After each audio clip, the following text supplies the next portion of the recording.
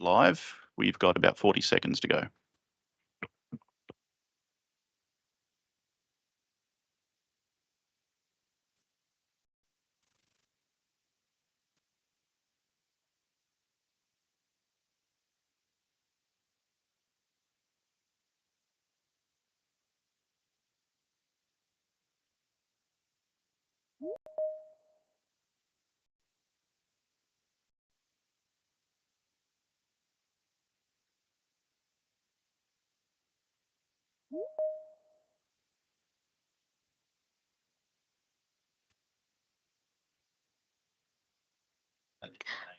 Call to order, councillors. Please take your seats and turn your mobile devices to silent.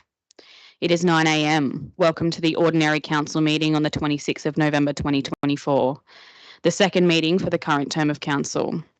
Council meetings are open to the public and live streamed to enable members of the public to observe council in its decision-making process. It is a requirement that I advise all present that the meeting is being live streamed, and I advise all present that your presence at this meeting is taken as consent that your image and your voice may be recorded and broadcast to the public by our live stream. Recordings of this meeting will remain on Council's website for at least 12 months. Any other form of audio or visual recording of the meeting requires prior permission. In the chambers today, we have Councillor Arthur Bain, Councillor Adam Matchett, Councillor Dean Saul, Councillor Annette Lawrence, Councillor Noel Selby, Councillor Alexandra Wyatt, Councillor Ben Pakes, Councillor Julie Coburn. Staff in attendance, we have Acting General Manager Stephen Mitchell, Kara Zari, Group Manager Strategic and Asset Planning, Wesley Trotter, Director of Utilities, Daniel Thorogood, Group Manager, Governments and Information Services, Vicky Thomas, Governance and Procurement Manager, Talia Randall, Governance Advisor. Welcome, councillors, the Acting General Manager, council staff, members of the public and anybody watching the live stream. We will now have the opening prayer. Councillor Selby. Dear Lord, help us in our deliberation today so that our decisions will be for the greater good for the whole of Kempsey Shire. Amen. Thank you, Councillor Selby. We'll now have the acknowledgement of country. Councillor Arthur Bain.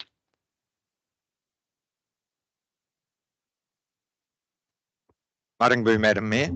I would like to acknowledge that we are on Dungari country here, and I would like to pay respects to elders past and the ancestors who guide us and watch over us, to elders present who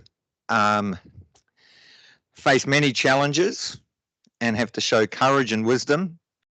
And I like to stress the importance that we listen to them and work with them to create a better future for all of us here, and acknowledge the future elders, the young people that are, many of them who are struggling with conflicting demands on their time and their energy and their obligations. And let's support our future leaders to build a stronger, more united future for all of us. And I would like to pay respects to First Nations people who are here today, and particularly to Councillor Lawrence, who is a very welcome part of our team. Maringbu, thank you. Thank you, Councillor Bain. 3, acknowledgement of servicemen, women and their families. Councillor Matchett. Thank you, Madam Mayor. Council acknowledges the sacrifice made by Australian servicemen and women and their families in particular, those who gave their lives in defence of the freedom we enjoy today.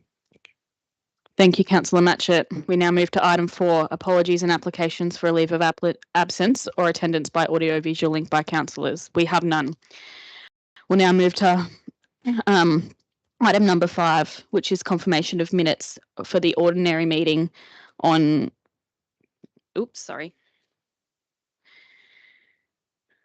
15th of October 2024. Do we have a mover? Councillor Saul. Do we have a seconder? Councillor Pakes. Is there any dissent? I declare it carried. We now move to item 6, to close interest. I now call for any conflict of interest declarations from councillors. Councillor Pakes. Yeah, dated up. Yeah. Thank you. Do we have any others? Councillor Bain. Maringbu, Madam Mayor. Yeah, I declare a non-significant, non-pecuniary interest in item 10.4, the Community Grants Program, as I am a member but not an office bearer of the Save Our Macleay River Incorporated, and also a non-significant non-pecuniary interest in 11.2, the Wigayi Cultural Park, as I am a member of that organisation. However, I am until recently was treasurer, but I've resigned that position, so I'm no longer an office bearer. So I've declared non-significant non-pecuniary interests and will remain in chambers for the debate. Martin. Thank you, Councillor Bain. We now move to, do we have any other declarations? None. All right, we'll now move to item number 7, which is items passed by exception. There is a recommendation before you. Just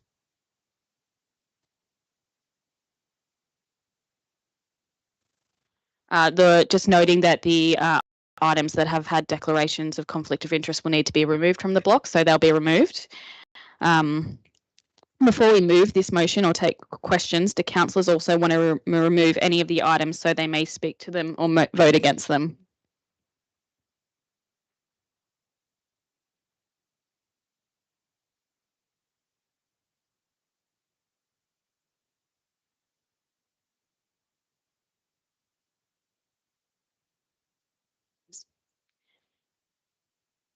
Councillor Wyatt.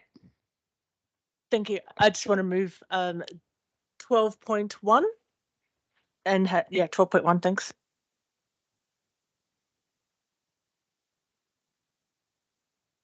Thank you, Councillor Wyatt. Councillor Bain.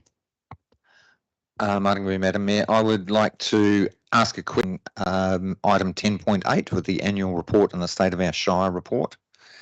The question being that I believe the former mayor was requested to write an introduction for each of those reports, and they aren't included in the final versions. I'd ask why that occurred. Mr. General Manager, Acting General Manager, sorry. Yeah, thank you, Madam Mayor. Yes, Councillor Bain, that's correct. So, as has been past practice, the Mayor would normally include an introduction to the annual report, and in this case, because it's the 4-yearly cycle, the end of term report or the state of our Shire report. The previous Mayor provided a draft in relation to those introductions. As staff, we provided comments and suggested changes back to the Mayor for inclusion. Just due to time, we weren't able to agree those changes with the Mayor, and therefore, I guess our version of that introduction was unauthorised by the Mayor, and so therefore a decision was made in the interest of time and to publish that annual report and end of term report without the mayoral induction. I would note there's no legislative requirement for a mayoral introduction into those, and that was the decision that was made. Thank you, Mr. Acting General Manager. Councillor Bain, do you have another question? Just a follow-up question to that. Does this then set a precedent for future of mayoral reports, mayoral introductions to those reports? And yeah. Through you, Madam Mayor. No, Councillor Bain, it absolutely doesn't. Our comms team have and are already working very collaboratively with the Mayor of all of those messages. So whereas the mayoral column, and when we get around to this time next year, in terms of we providing a draft for the Mayor's review and approval of the introduction that would get included into that annual. Thank you. Wyatt, are you, so just procedurally, when removing stuff and then taking questions, so you removing, does anyone want to remove anything? That depends on my next Okay, question. you can ask, yep. All right. Could I ask a procedural? Yep. My understanding was that we asked questions first before we remove things, because Sorry, I said before we move or take questions, do councillors want to remove any items so they may speak to them or vote against them? And then we can move to questions, and then you can decide if about from there. Thank you. Thank you for the clarification, Madam Mayor. Councillor Wyatt. Yeah, I probably do want to remove that item that we're just talking about, which is 10.8, because I want to just make a very short statement. It'll be about 30 seconds. So do you want me to remove it? Yep, that's fine. Okay. Do we have any other questions on any of the other items, or anyone want to remove anything? Yep, Councillor Wyatt. Yes, please. Oh, hang on. I just have to find my questions. Excuse me. The 10.14 Code of Conduct complaints. My Docs on Tap and online wasn't working, so I couldn't see the reports. They wouldn't download. So I don't know what's in them. But the comment, I've got comments and email from a member of the community that there were multiple complaints made, and we're just wanting to know, can you provide an overview of what is the criteria test of whether a complaint is made or whether a complaint proceeds through to that complaint management process? Mr. Thorogood, will you answer? Yeah, through you, Madam Mayor. The complaint criteria is actually in the administration procedure. So any complaint which prima facie, so on its face, appears to be a breach of the code of conduct will be treated as a code of conduct complaint. What may sometimes cause some confusion is where we receive, say, multiple complaints about the same thing. That is a single complaint under the code of conduct. You don't run a separate process. If you receive 4 complaints from 4 members of the community about one particular thing that occurs, then that is treated as a single code of conduct complaint with multiple complainants, not as multiple code of conduct complaints. Thank you, Mr. Thorogood. Do you have any follow-up questions, Councillor Wyatt? Copy that loud and clear. Thank you. So that's essentially the question. So where there were multiple complaints about one person made by several people, that's just treated as one complaint. Mr. Thorogood. Through you, Madam Mayor, if they are about the same matter, whether it's the same conduct, behaviour or incident, yes, they are a single complaint. Thank you. And Councillor Wyatt. yes, please. Every complaint that is made or email that is sent that is making a complaint against the council body or a person or a councillor, is that actually treated as a complaint? So they all go through a criteria. None of them are actually just dismissed outright. Mr. Thorogood. Yeah, through you, Madam Mayor. To be treated as a code of conduct complaint, they need to rise to the bar of being behaviour that would be a breach of the code of conduct. So the vast majority of complaints about whether it's councillors, staff, council services or so on are not code of conduct complaints. There is a bar that needs to be met, a threshold, before they are treated code of conduct complaint.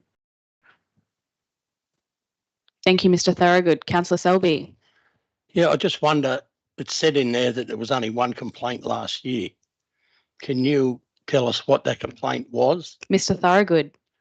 Through you, Madam Mayor, no, under the confidential provisions of the code of conduct complaints may not be discussed in a public forum or disclosed to anyone not involved in the complaint. Thank you, Mr. Thorogood. Do we have any more questions on items in the block? We have none. I'll now move. Do I have a, sorry. We now have the recommendation before us. Do we have a, yep. Just a procedural one. Can we just see the ones that are removed again? So we got, yeah, okay, thanks. Yeah, awesome. Thank you, Mr. Thorogood. So we now have a recommendation before us. Do we have a mover? Councillor Saul. Do we have a seconder? Councillor Selby. Is there any dissent? I declare it carried. As item 10.1 was in the block and resolved to receive a presentation from Council's auditors on the 2023-2024 financial statements, we'll now have this presentation. The auditors are currently online. I'll hand over to them.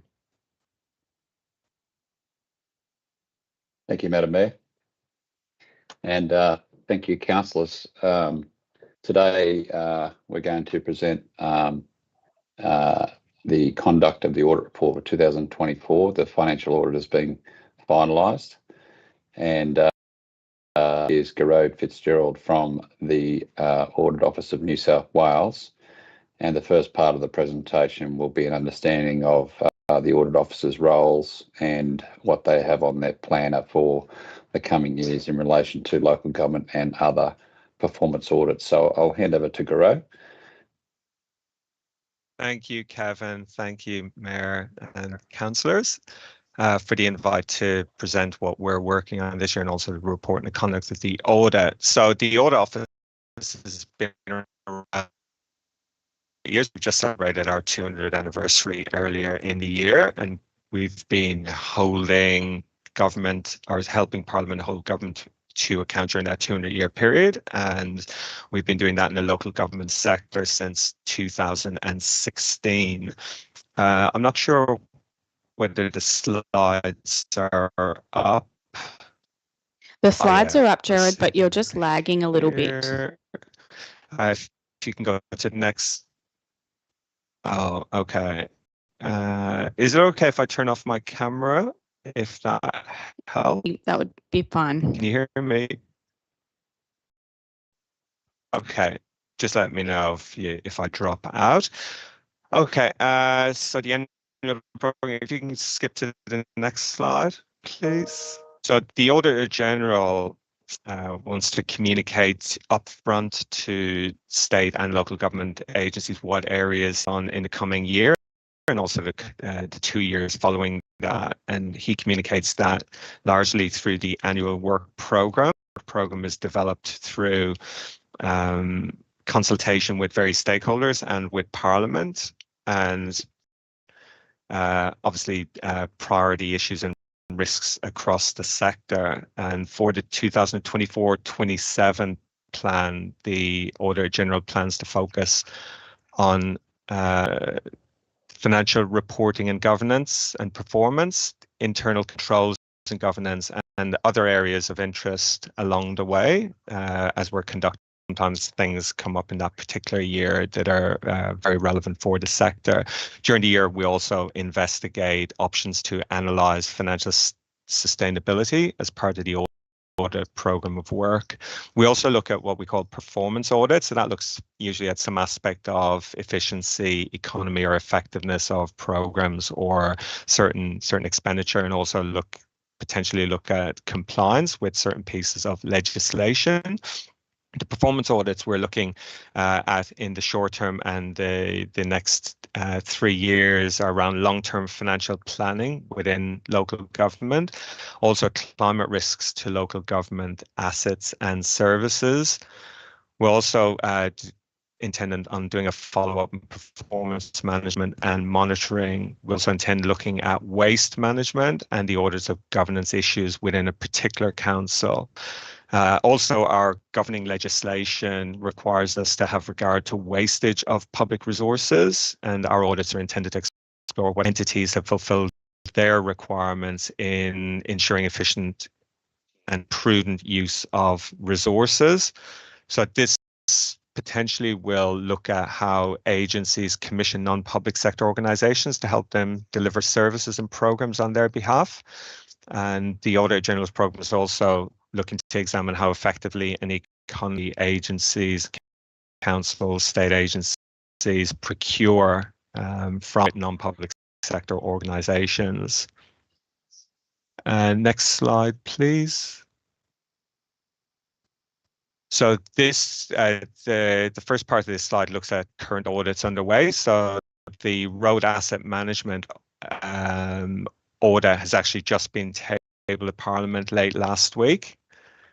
So that should be of interest to Kempsey Council. Is around about 1,200 kilometres of road assets. We looked at 3 councils as part of that audit: the Clarence Valley Council, Gwydir Shire Council, and Wallandilly Shire Council. And the main audit finding from that was that councils could really improve the link between community consultation on planned service levels and formalising the processes. Those processes could help better demonstrate how current service levels meet community needs.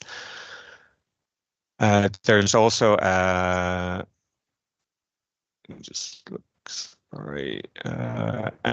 audit underway on coastal management reform, so that's expected to be tabled in the next couple of months.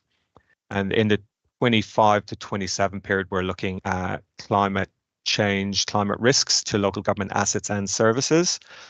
So we'll be looking, we did an audit in 2021, which reported on management of climate risks to assets and services.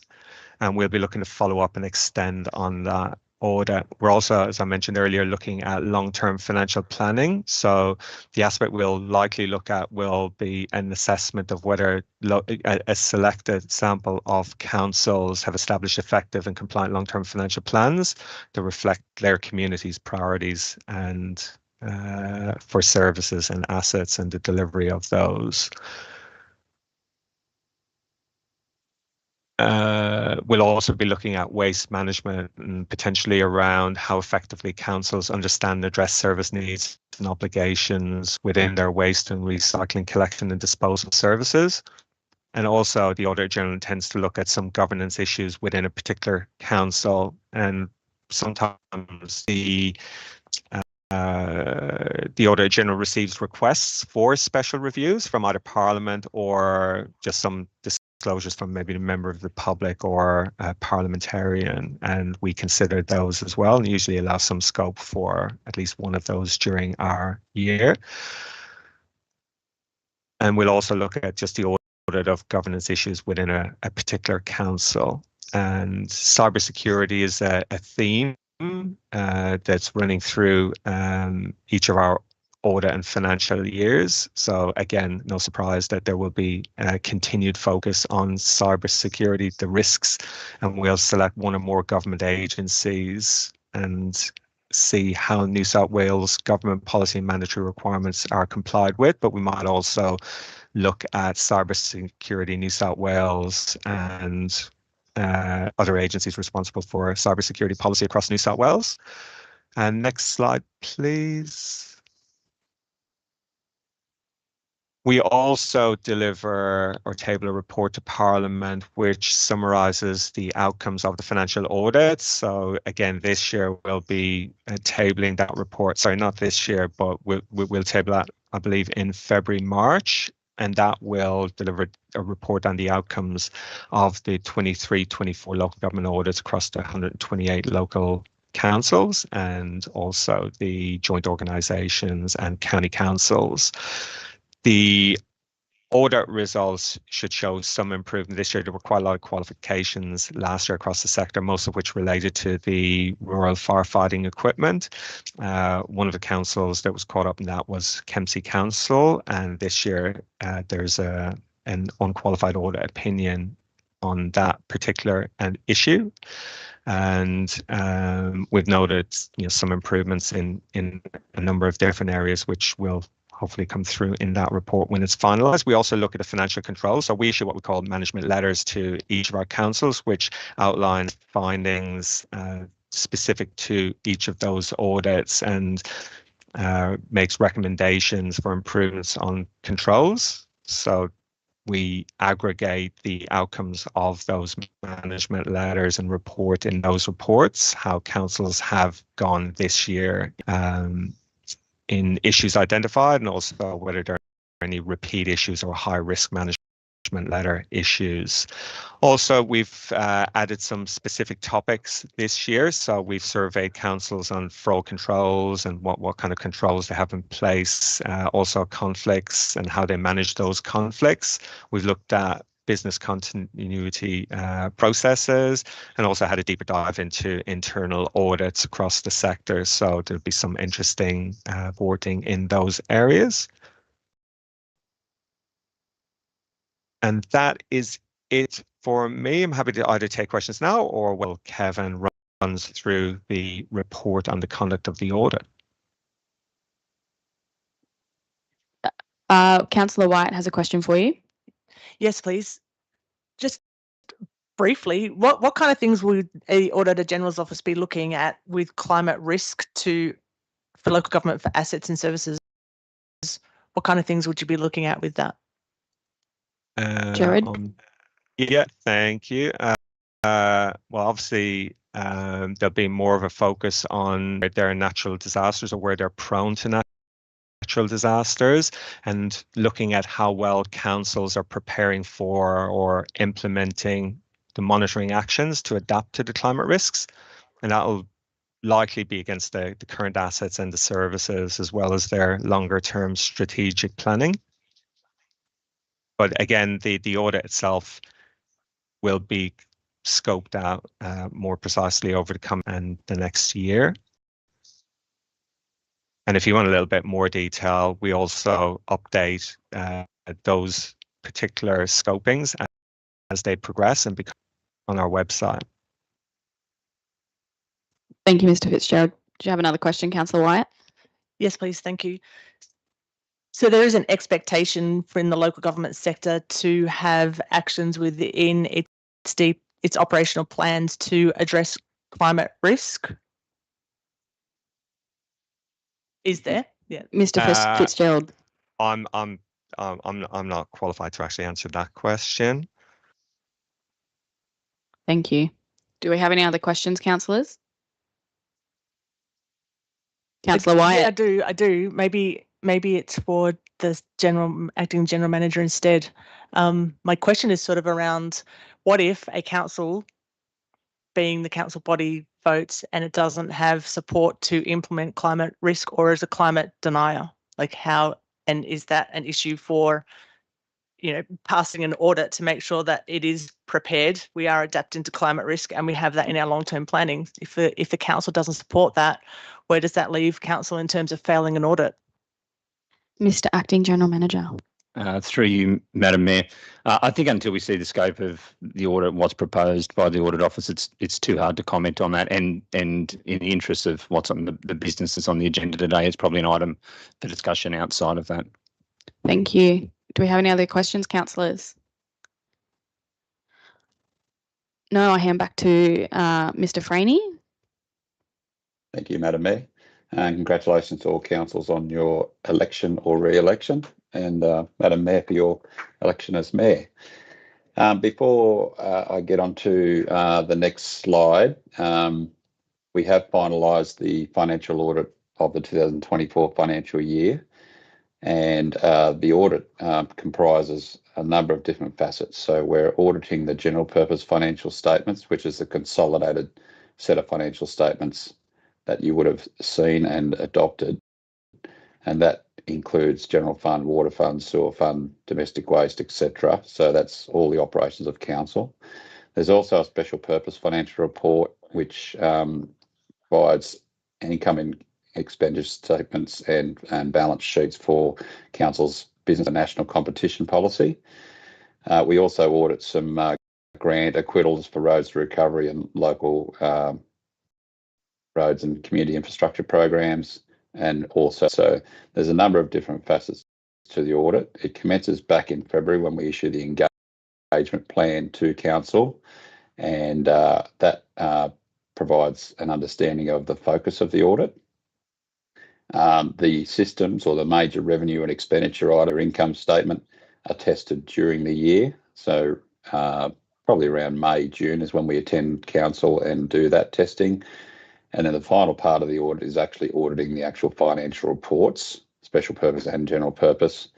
And here we are today to present the findings from that audit. The first thing to note is that we have issued, or the Auditor General has issued, an unqualified audit opinion on all financial reports. You may have noted last year that there was a qualification around the rural firefighting assets. Council does not recognise them. There's around about a written down value of $4.9 million worth of rural firefighting assets that don't appear in your financial statements. Due to a change in our materiality threshold calculations, that's no longer, you now have an unqualified audit opinion. So what that means is council has prepared the financial statements in accordance with Australian accounting standards and other requirements of the Local Government Act. So an excellent result.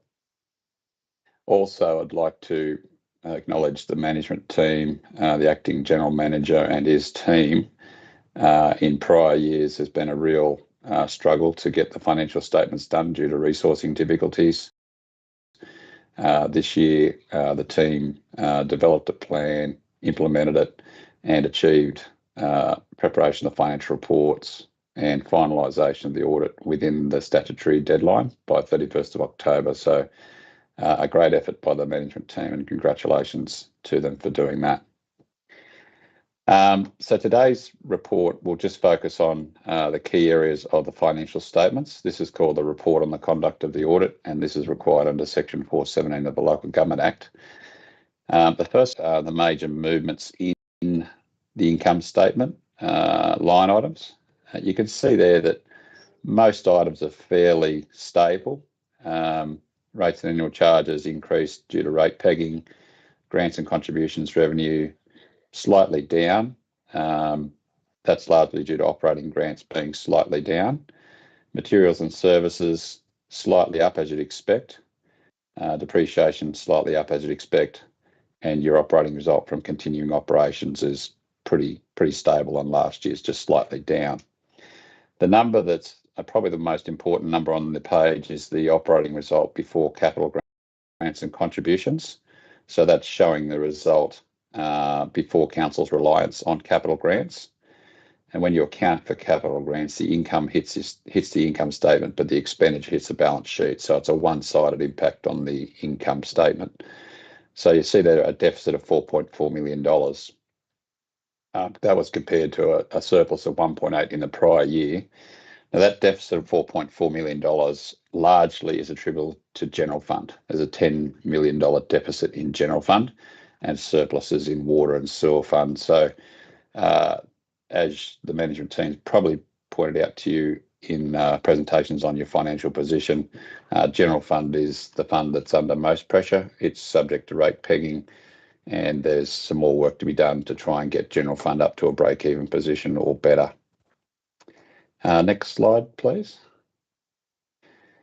Onto the balance sheet or statement of financial position, cash and investments. So council has $116 million worth of cash and investments on its balance sheet. That's pretty similar to last year, that's broken down into externally restricted cash and investments of $101 million and internal allocations set by council resolution of $9 million. Not much movement there. Main considerations there is externally restricted cash can only be spent on those activities for which they are collected, and that is water, sewer, developer contributions, holiday parks, and domestic waste. So externally restricted can't be used for operating activities, only for those purposes for which they are received, and the internal allocations are spent in accordance with council resolution. The remainder of the cash is used for day-to-day activities and funding wages and other operating expenses. Next slide, please. So I'm going to present some performance ratios here. There's around about 6 to 7 performance ratios that are subject to the financial audit. We're just going to touch on the major ones. The first one is the operating performance ratio. You can see there that the idea of this ratio is to measure council's profitability before capital grants and contributions and taking out other abnormal items like losses on sale of assets, etc. You can see there that the last 2 years we have achieved the ratio benchmark being break even or zero. And again, that's largely attributable to general water and sewer fund. But nevertheless, on a consolidated basis, a good result, and council has met the benchmark. Next slide, please. Own source operating revenue ratio. This measures how much revenue council is collecting when compared to its total revenue base. The benchmark is 60.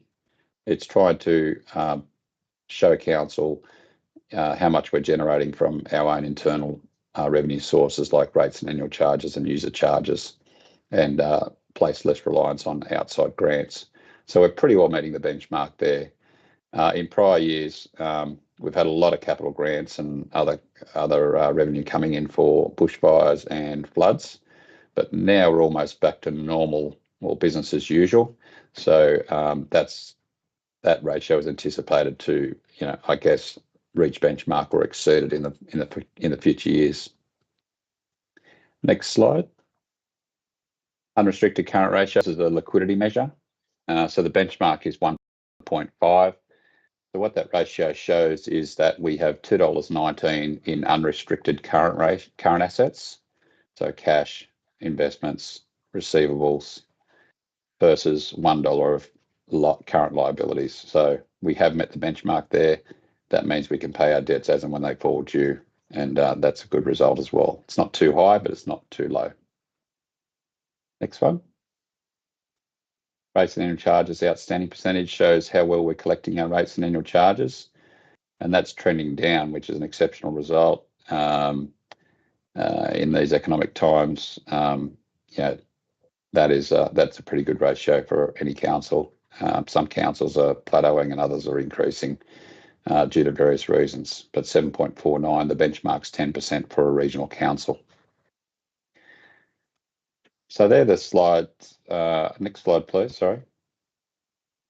They're the ratios that we present today. So I guess what that paints is a pretty good picture for council to pretty well meet all of those ratios.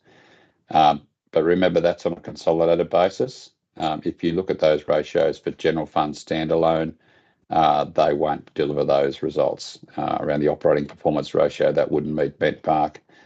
And the own source revenue wouldn't either. So there's some work to be done in the general fund, as everyone's aware. Asset renewals, $43.8 million this year compared to $40 million in the prior year. There is an asset renewal ratio that council has. That's not audited. I had a look at that this morning. That's around 60%. It needs to be 100%. And what that is, that we're funding our depreciation each year and replacing the assets. And then in new asset additions, 23.2 versus 26.5 in the prior year. So fairly stable performance in asset works for the council. Madam Mayor, that concludes my presentation on the audit.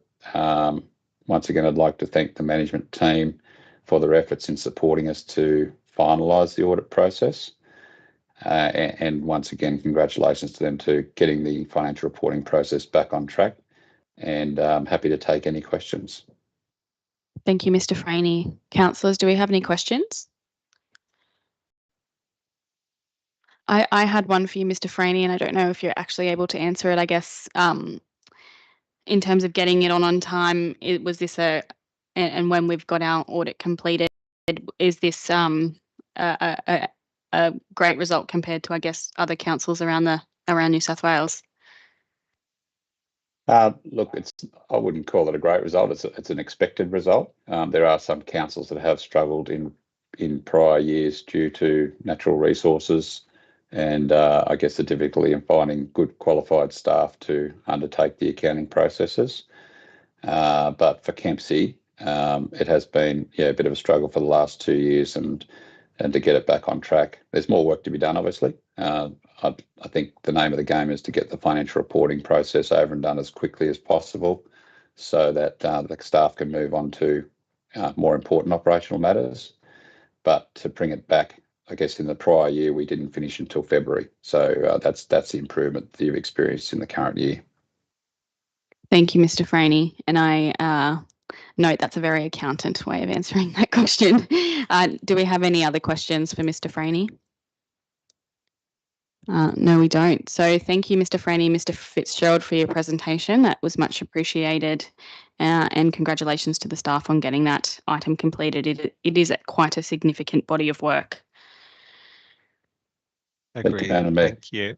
Thank you.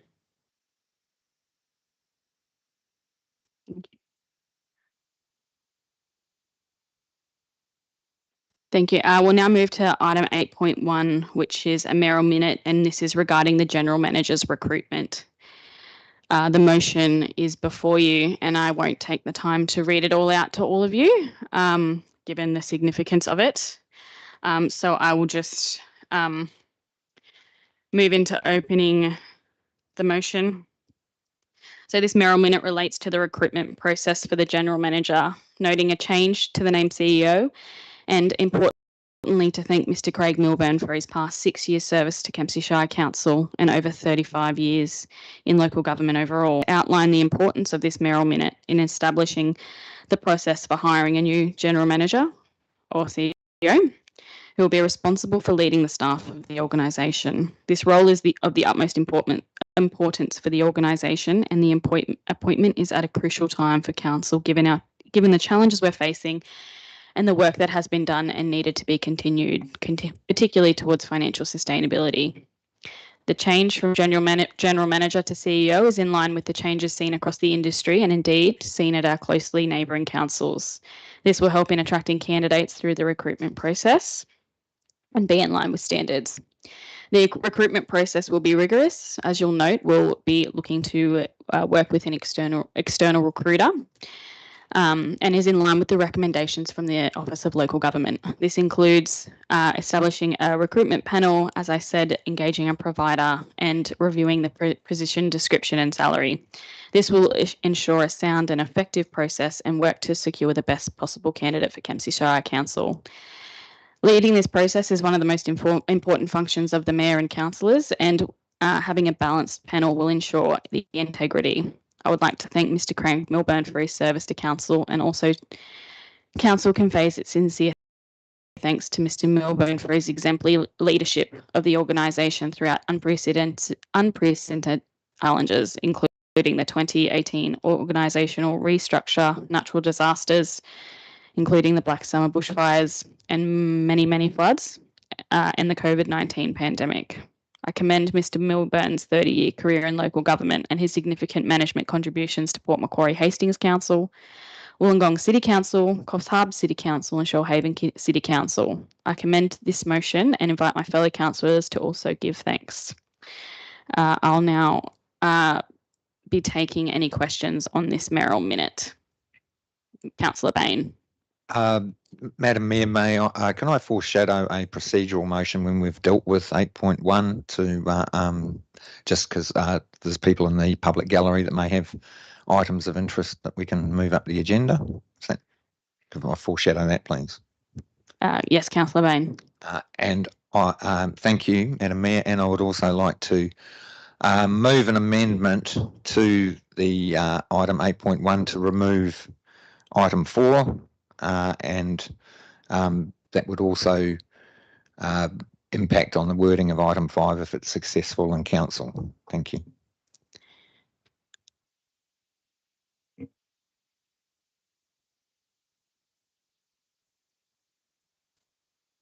Does anyone want to second the amendment?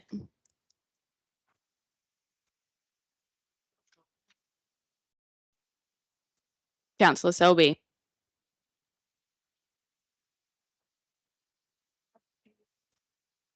Just a moment. As the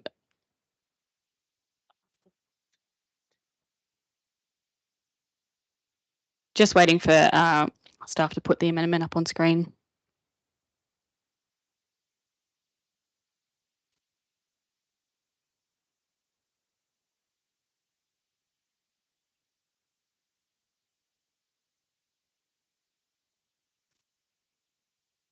We'll now be debating the amendment. I have a procedural one as well. Yes, I'm Councillor Wyatt. not sure where it fits. I have a lot of amendments too.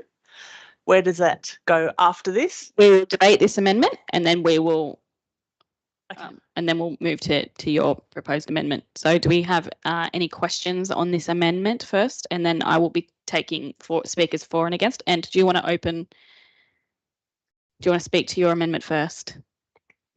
Yes, thank you, Madam Mayor. I would. I'm concerned about an increasing corporatisation of the perceptions of council, and the CEO is a more corporate title than general manager. There was discussion in the previous council often about that we are similar to a board of directors. We are definitely not similar to a board of directors. We're not concerned of the profits of our shareholders. We're actually here to serve our community. I'd also like to point out that to note that in the legislation that our function is based on, it refers to a general manager, the roles and responsibilities of the general manager. In fact, I counted them. 84 references in the Local Government Act to General Manager, 1 reference to Chief Executive Officer, and that is a reference in who we serve notices on in with another organisation. So it doesn't refer to the CEO as being a CEO of council. All legislation refers to the General Manager. In terms of that, we might make it more attractive recruitment. I believe if we have an applicant that doesn't understand the role of the general manager, then giving it the title CEO is not going to make much difference. Like, we want people that absolutely understand what the role is about, and the role is about public service. And I would ask my colleagues to consider that the change of name is really unnecessary, because it doesn't change the actual role itself, and just sends a message that we're not a corporate body, we're a body politic. Thank you. Thank you, Councillor Bain. Do we have any questions? You have a question, Councillor Saul? Thank you, Madam Mayor. Yes, I do. A question to the Acting General Manager. Can you please speak on that and clarify that situation? Because in this report, it does say CEO, and will this, and second question is, will this affect attracting a office bearer in that role? Mr. Acting General Manager. Through you, Madam Mayor, there's been a very noticeable shift in recruitment for these roles across New South Wales, where the title of CEO has become far more prominent. As the Mayor alluded to in her opening, it does reflect, I guess, the nature of the role, and consistent with other organisations, other jurisdictions outside of New South Wales.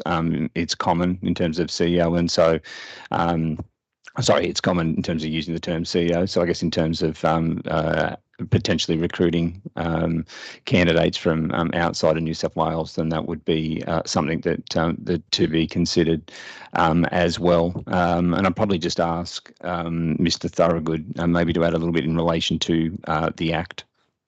Mr. Thorogood. Yeah, through you, Madam Mayor. In relation to the conflict with the Act, you'll note that there's quite a number of councils already in New South Wales that have appointed CEOs. More than 40 councils have now. Some of them as small as places like Murray River and Snowy Valley, so councils which are much smaller in size than Kempsey have made the change. So there's no conflict with the Act. The contract and delegation will still indicate that the person who is appointed to the position as CEO has all of the powers and duties that the person titled the Act does. It is purely a title.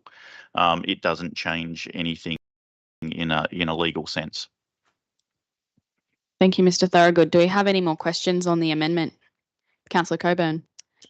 Yes, I've done a little bit of research around this, and my interpretation of a CEO in comparison to a general manager has three key things that were highlighted in my research. One was the length and breadth of experience that a CEO has. Two is the level of qualifications that a CEO has. And three is the difference in the remuneration packages. My question is, have you used those 3 points in reference to the change? As referenced to before, this is a title change only. It does not change what will be in the contract. It does not change what the expectation of salary is, and we will be working with a recruiter around this. And I would expect, given their recommendation, would also be to change the title to CEO. Daniel, would you like to speak? Sorry, Mr. Thorogood. Yeah, through you, Madam Mayor. Look, I would say in relation to those 3 points, were this role to be advertised in any other organisation, the person who is applying for it would expect that it would be titled as CEO. So the qualifications, the remuneration band and the experience that we desire for the person in this role is equivalent to what would be expected of a CEO in any other similarly sized organisation. Do we have any more questions for the amendment? You have a question, Arthur? Sorry, Councillor Bain. Yes, thank you. I do. My question is, one, is this change of name going to make it less clear for the community about what the role is, and what costs might there be associated with? Do we then have to change all of the paperwork that we've got to change from GM to CEO? And if it's only a name change, not a change in the actual role, I'm not sure of the purpose of it. Mr. Acting General Manager. Through you, Madam Mayor. I think, Councillor Bain, there would be an argument that this would provide greater clarity to the community. Because I think community is more au fait with the term of chief executive officer. We do have from time to time some people are not quite understanding, is general manager the head of the organisation, or is it someone that's, you know, a general manager of a division, which is often the way it's used in other organisations. So I think that there's actually an argument that it provides greater clarity rather than less. Yeah, I don't foresee that there would be any costs associated with a title change like this. It's not like there's particular branding other than on a nameplate, which you'll have to get a new one anyway. Thank you, Mr. General Manager. Do you have a question, Councillor White? Please. I do have a question because it's in relation to the guidelines. Actually, yes, I do have a question and a statement. Can I make both or not? No, you can just ask the question. Well, it's not going to make sense. But okay, don't worry then. I will just. Well, no, actually, do Procedural motion. Yeah, a procedural motion. Yes, Councillor Bain. I move that we go into committee of the whole. Do you have a seconder? Yes. Councillor Wyatt. We're now in Thank you. committee of a whole. Thank you. May I have? You may now speak. Thank you. Oh, you need a vote. Is there any dissent? Dissent from that. Yeah.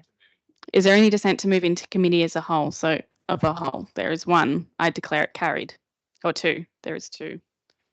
So my comment is that I agree with modernising an organisation, but I'm also a bit obsessive about consistent application of rules and procedures and guidelines to my detriment sometimes.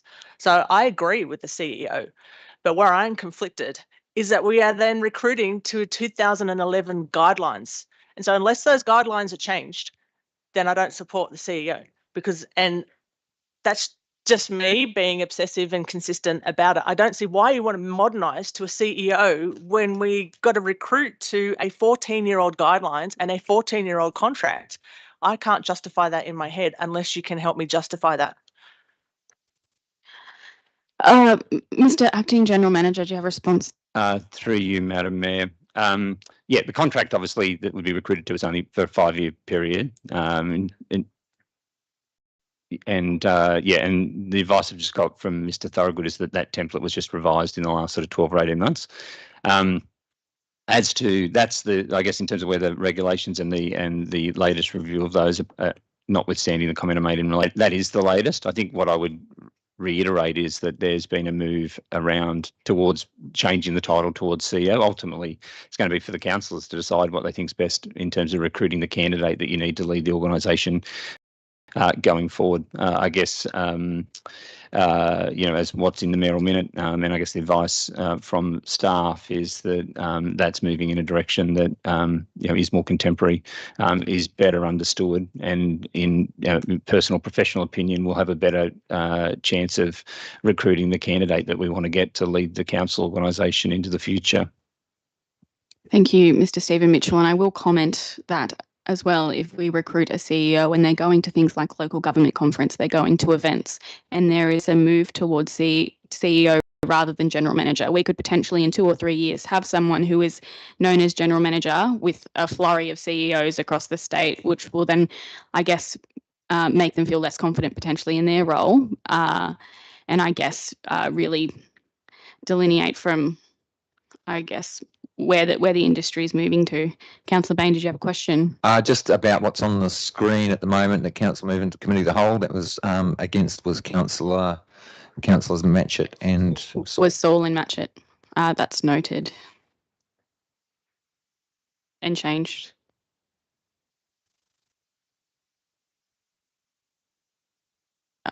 Do we have any more, Councillor Pakes?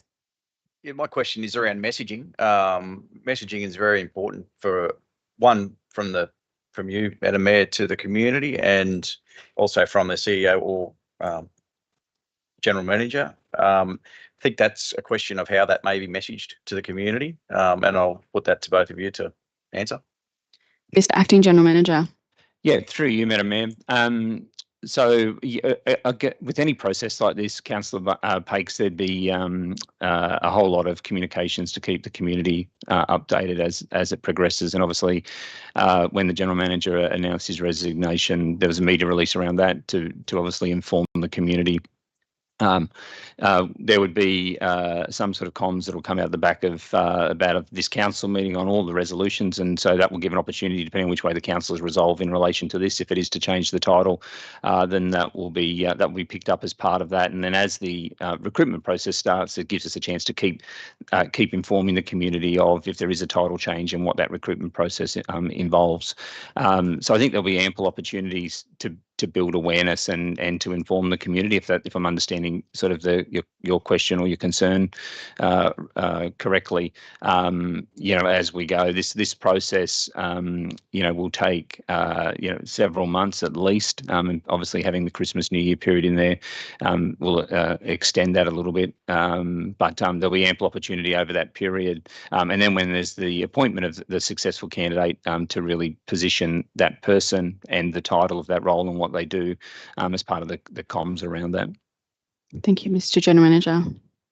And from my perspective, in terms of recruitment, I think CEO is a great benefit to the process. In terms of, I guess, my knowledge, I've been to a lot of different councils just in the last month or so, and given the time it is as well, given that lots of councils are experiencing change, with that change will come the recruitment of new general managers and CEOs, and I expect that in this time we'll actually see that shift more so, given that this will probably be a big shift in recruitment for councils across New South Wales, and I would really like to ensure that we're maintaining a good standard in that, because it will be competitive to get good applicants for these roles. Councillor Pakes. Yeah, I do agree, and I think the local government conference keynote speaker actually spoke specific to that, is the why, and the why is how we bring people along with us. And if this is an idea from a young mayor in New South Wales, I think I'm actually behind it. And with the explanation that there's no legal change to it, I absolutely understand it. And I think that's the message, and that's what we've got to communicate. Thank you, Councillor Pakes. Yeah, no, you're in committee of a whole. You can speak as much as you want. Was there any more? Councillor Bain, Councillor Saul. Thank you, Madam Mayor. Madam Mayor, just vouching for a comment by Acting General Manager at the present time. There was a meeting held a while ago, and where our GM was amongst other CEOs, and he was actually asked, "Oh, what division do you manage?" So even that was pointed out. So again, if we continue down this path, that'll be confused in other conferences and other meetings. So look, let's get on with business and get this done. Councillor Wyatt.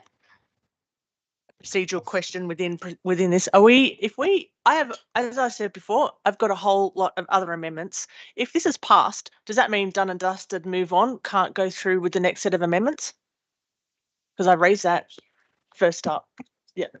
Mr. Thorogood. Through you, Madam Mayor, no, after this amendment is either won or lost, you may move your proposed amendment. That said, if this amendment is won, part of your amendment conflicts with this, so that part of your amendment will not be able to be moved. Okay, so yeah, sure. Yeah, I just wanted that clear, because there was last term it got tripped up with something along these lines. So that's good. So I can bring that. So I did, as I said, I got a whole lot of amendments, but to this one in particular, the amendment that I have is that it's recruited and advertised as the CEO, but I don't see the need to change it now. So it's for your recruitment process, yep, change it. But until September, then the role is still a general manager until September. So you want that? That's the amendment that I would have put, and that's my position on this. But I guess you want to finish debating that first.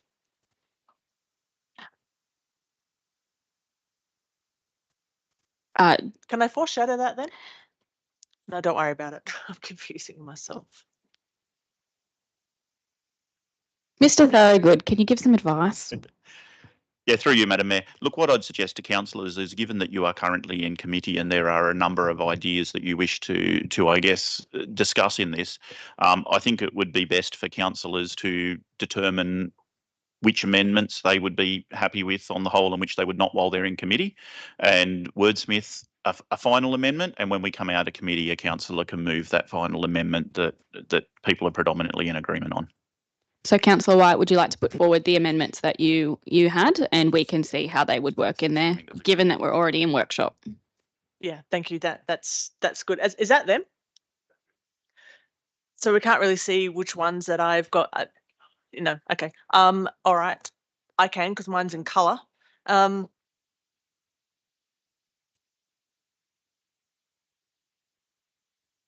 Just the number 4 is that to change the title of the position from General Manager to CEO upon commencement of the newly recruited, you said General Manager there, but newly recruited person.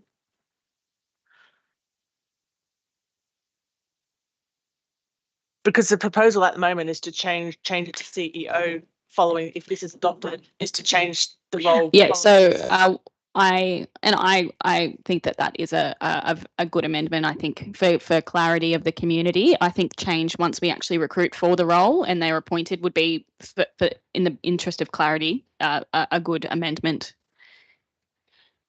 What else would you? I'll just let Councillor White finish, Ben, and Councillor Pakes, and then I'll come to you. Yeah. Councillor I had White. a discussion yesterday, and so some clarification around the recruitment panel and, some of the amendments that I wanted to make. And then it was made clear to me that if I went with some of those amendments, then I'm actually asking for all councillors to be on the panel. And personally, I do not want that. I don't know about the others, but I don't. So I've had a look at the amendments, and these are the ones that I've got. Oh, in red, thank you. So I do want to seek out independent human resource specialist advice around employment contracts for senior executives, performance management and supervision. I feel this is okay, no, I'll just keep going. Arrange councillors to attend an interactive briefing session with that human resource specialist to ask questions, ensuring that all councillors receive timely updates at key milestones in the recruitment process, such as, in particular, the recruitment service provider, the finalisation of the position description, the proposed salary range, and the selection of the independent panel member. And the point number 8 is that we receive a report from the selection panel at a closed meeting of council. And number 9 is notes that council must by resolution approve the position being offered to a successful candidate before the position is actually offered to that candidate. And those last 2 were actually Councillor Coburn's amendments. Thank you, Councillor White. I just, in developing this Merrill Minute, I was trying to fit in with best practice with the guidelines. So I just want to seek advice from Mr. Thorogood on if this counteracts with any guidelines or anything like that. Yeah, through you, Madam Mayor. I worked with Councillor White on tweaking some of this wording last night, and again this morning. It's my view that actually most of what Councillor White has proposed is actually already in the guideline. It's just being more explicit than we were in this resolution. The independent advice around employment contracts, performance management and supervision. There is a recruitment services provider engaged, and that is within the scope of what we would engage those providers on. Keeping councillors updated on the process and so on is something that would be done through this process as a matter of course. Considering it in a closed meeting of council would occur in any case. So I think they just add clarity to certain points. They don't deviate from the guidelines. Perfect. Thank you, Mr. Thorogood. And I would just like to note on point number 4, upon commencement of the newly recruited CEO or Chief Executive Officer. Can we change that? Are you happy with that? Yeah. Yeah. Councillor Bain? Yeah, look, I think, can we, I'm supportive of any of those other amendments, but that amendment 4, I still feel very strongly that the corporatisation of local government is not a positive. Is not a positive, and that's my position. So can we test that amendment, and then if it gets up or not, that's up to council, and then we address the future amendments. So my suggestion to move forward would be to move that we come out of committee of the whole, we test whether people have got an appetite for the change to CEO. Whatever happens with that, we then go on to Councillor White's amendments. That would be my suggestion. Thank you, Councillor Bain. I think,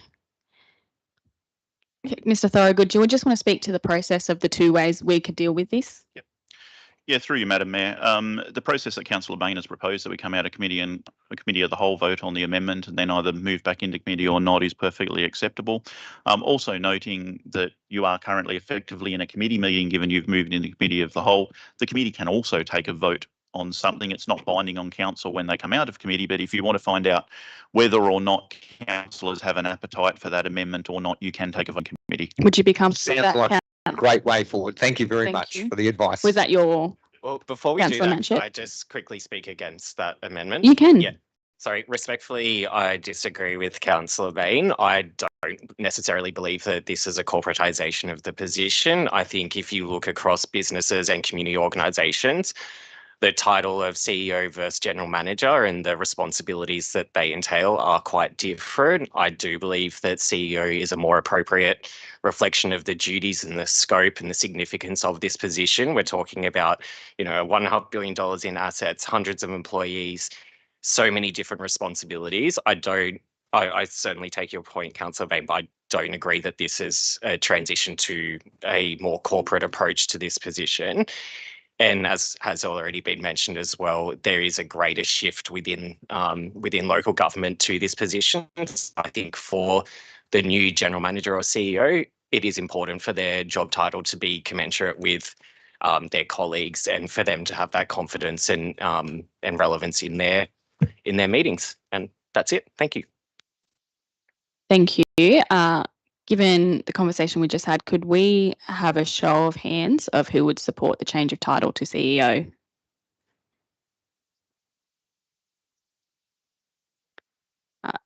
I'll note that's non-binding, but Councillor Bain, would you be happy for us to move with the amended motion as it stands here? I accept the the decision of my colleagues. Yes, thank you. Thank you, Councillor Bain.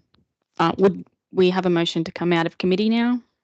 Or do we have more discussion? Councillor Saul, seconded Councillor Pakes. Councillor Coburn, would you like to speak for or against the motion or question? I had a question. Yep, Councillor Coburn. Just want to make sure that in point 8, that addition of point E and point F have actually gone in before we come out, so we've covered everything. Mr. Thorogood. Through you, Madam Mayor, now that we've come out of committee, Councillor White would need to move that amendment, and I'm assuming, given what was said in committee, Councillor Bain drawing his under the circumstances. So they weren't put in as separate dot points. The change in the wording that Councillor White will put forward in a moment sees that it becomes a future closed meeting of council in point 8. And there is a separate point 9 that notes that council must by resolution approve the position being offered to the successful candidate before that position is actually offered to the candidate. Thank you, Mr. Thorogood. Alex, would you like to move? Yeah, please. Can I put those amendments back up on the screen? I don't need to read them again, do I? So there's 10 points there, and those additions to point 7, just adding that clarification, changing the title when the new person starts, but advertising it as that. Yeah. Thank you, Councillor White. Do we have any speakers against the amendment? Oh, sorry, do we have a seconder? Councillor Pakes. Do we have any speakers against the amendment? No. Sorry, just to clarify, this was to confirm that once the new position is filled, then the title will change. Is that correct? That's it. Yep. Correct. If we have no speakers against, I'll now I will now close debate. Sorry. Yes, you'll get a chance. Yeah, so when myself and Mr. Mitchell will now like to just say a few words in closing debate, and then we'll go to an election for the panel. But I would now just really like to take the time to say a few words, if I can find it on my notes. This next part is for I accept your amendment, Alex, just to start with. Yep. And then I can speak to it, then close debate. Yep. Sorry for that procedural mess just now, but I just want to say a few things in respect for Craig, who today would have been his last meeting before he heads off into retirement. So on behalf of the council and the community, Craig, I'd like to recognise your contributions to Kempsey Shire Council and to local government more broadly over the last 30 years. Your service to local government is to be commended. Local government to me is the level of government that most impacts your day-to-day life. It dictates the well-being of the community and shapes our everyday experience and quality of life. And Craig, you have positively shaped the well-being of communities across Australia. You've contributed to and built legacies that future generations will benefit from. You don't need to go far from these chambers to see this, whether it's bridges, sporting fields, or the beautiful laneways in the CBD. Under your leadership, Council has delivered projects that have shaped our community for the better. And we often think that local government seems so small and minute and inconsequential compared to state and federal counterparts. But we all know in this room that the quality of life within our shire is built upon the services we provide. And we also know that it is the small and incremental steps that build something big and wonderful. And Craig, in your time, you've built something big and wonderful, a career of over 30 years that spans across Australia and has made an impact on many communities. You've made a choice to work in a career that seems to have the most challenges. Just when you want to do something, there's something else telling you, no, you can't do that. And after only being a councillor for a term or so, I understand why you don't have any hair, because local government makes you want to pull it all out.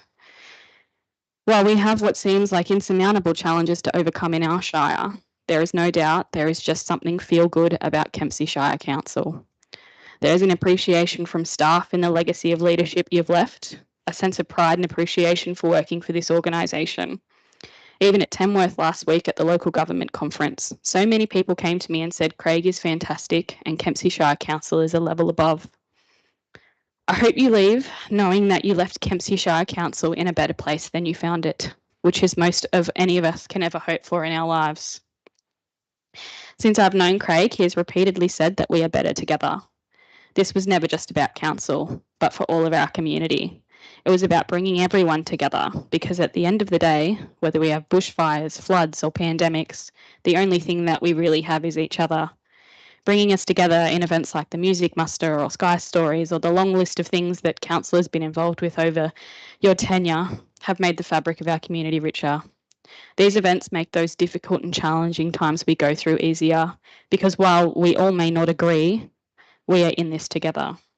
So thank you, Craig, for always reminding us, and particularly me in the last few weeks, of the bigger picture, for your steadfast, honest and kind approach.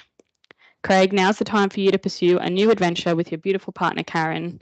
And instead of coming in to look over 380 staff every day, you can look after those nearest and dearest to you first and foremost. And I wish you every happiness in this time. And I hope you enjoy retirement. And if you don't, maybe we'll see you back as a consultant. That's a joke. But to conclude, I'd like to take the time to thank you once again, Craig, for your service to local government and to Kempsey Shire councillors. And I now invite Mr. Mitchell to say a few words. Here, Madam Mayor. Thank you, Madam Mayor. I feel like if I'm about to talk about Craig, I should have a really loud, colourful shirt on, but the pink one's about as good as I could muster this morning. So, yeah, I just wanted to add to that slightly, I guess, on behalf of the staff, to acknowledge the massive contribution that Craig's made since he's been here.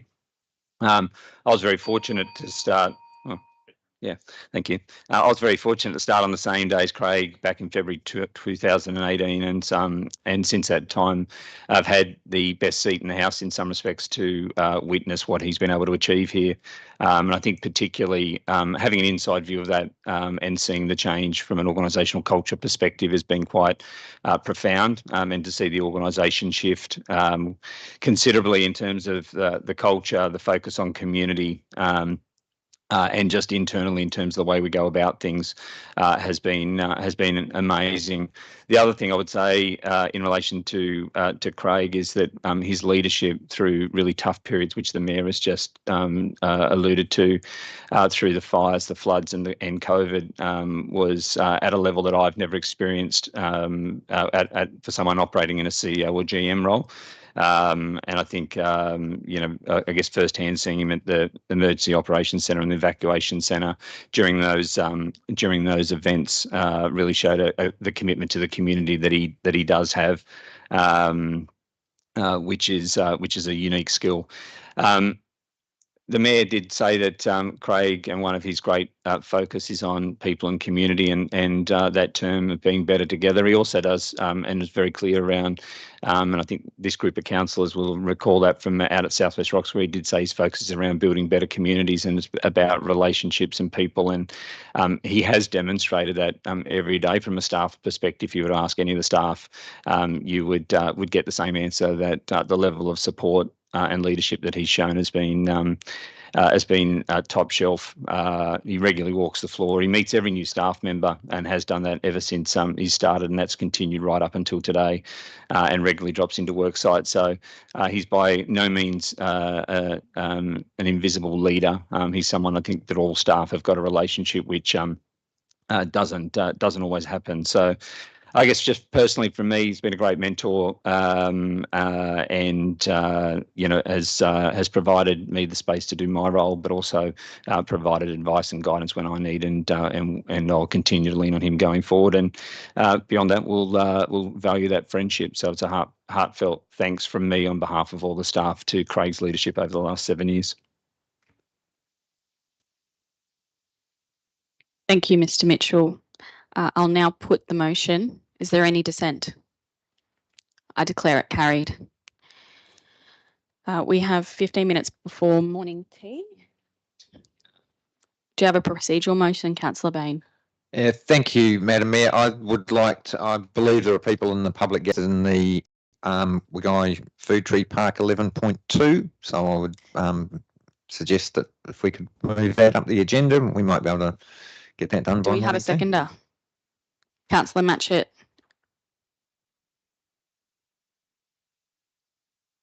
We'll now move to item. Is there any dissent? We'll now move to item 11.2 on the agenda, which is a notice of motion for Wigayi Cultural Park. Do we have a mover? Councillor Wyatt. And do we have a seconder? Councillor Matchett. Councillor Wyatt, would you like to speak to your motion? Madam Booth. Yes, I see my role as a councillor as one of advocacy, and advocacy looks like what the community wants me to be, where my values are that adhere to my values. Obviously, I'm not going to be an advocate for something that completely and utterly compromises my ethics. So in February 2024, I was approached by a colleague of mine to have a look, a colleague of mine in my workplace, to have a look at Wigayi and to make contact with Ruth. And likewise, I understand Councillor Bain also had representations made to him at that time. So we had a meeting in February, and I went to that meeting looking through my public service lens, and I provided some advice to the group around being an incorporated body, some business planning, establishing a management committee, and risk and liability. And they did everything that I asked. I mean, not I asked. They did everything that I suggested they do. Councillor Bain continued to be involved when they became Wigayi Park Incorporated. Councillor Bain and myself met with Ruth last week, and I presented to her the position that the General Manager, Craig Milburn, has put there, which you can see in that paper there. And I did present that to her, and I talked about the financial capacity and the risk and liability, all of those issues that have been raised there by Craig. And the point is that in there, it says that if the group can show continued ongoing youth interest, dedicated volunteers, employees, and demonstrate a strong case for moving forward, etc., etc. Ruth and the committee demonstrated to me at that meeting to absolutely 100% satisfy my concerns. And so I continued to advocate. I advocated. And I'm now saying, just give them a go. Like, give them a go. How they've done what was asked of them. They updated their business plan. They've demonstrated a willingness and a dedication and a determination. And more importantly, this is hugely significant place for the Dungutty community. I feel this is the right thing to do. And let's, as a council body and as councillors, let's support them to be successful and realise the aspirations and the dreams and the visions of Wigayi Cultural Park Incorporated. And I hope that you've read my the motion, so I'm not going to go through all of that in detail. All I really have to say is just give them a go and let's support them. And I really hope that we can move forward and do this. Thank you, Councillor Wyatt. I'll take questions and then we'll move into debate. So do we have any questions on this motion? Councillor Saul. Yes, Madam Mayor, just to clarify, please. In point number 1, discuss a legal framework of management agreement, licence or lease. How long a time frame are we considering on this, and what are the terms of reference? Would that be, as an example? Mr. Acting General Manager. Through you, Madam Mayor, should councillors resolve in accordance with Councillor Wyatt's notice of motion, then I would envisage that would be an item that would be part of that discussion that's considered by the meeting at item number 1 in the recommendation. So in terms of the term would be something that we'd be talking to. Yeah. Thank you, Mr. General Manager. Councillor Pakes. Question to the GM through you, Madam Mayor. Is there any potential savings for council if we aren't spending money to maintain this site and it's put onto a community group, firstly? And secondly, do you see potential for the reputation of council to be improved because we're listening to the community and something that the community wants to get on board with? They've come to us with it. Would it be envisaged that we are listening? Mr. General Manager. Through you, Madam Mayor. Yeah, I think there would be some savings. I'm not actually sure how much we spend in terms of maintaining Wigayi at the moment, Councillor Pakes, but I would imagine that there would be some effort that obviously would be avoided if management was to transition as is contemplated by the notice of motion. I guess in terms of listening to the community, councillors are probably best positioned to answer that question in some respects, given the different constituents and members of the community and community groups that you liaise with, but that wouldn't be an unreasonable consideration or conclusion to draw. Thank you, Mr. Acting General Manager. Do we have any more questions on this notice of motion?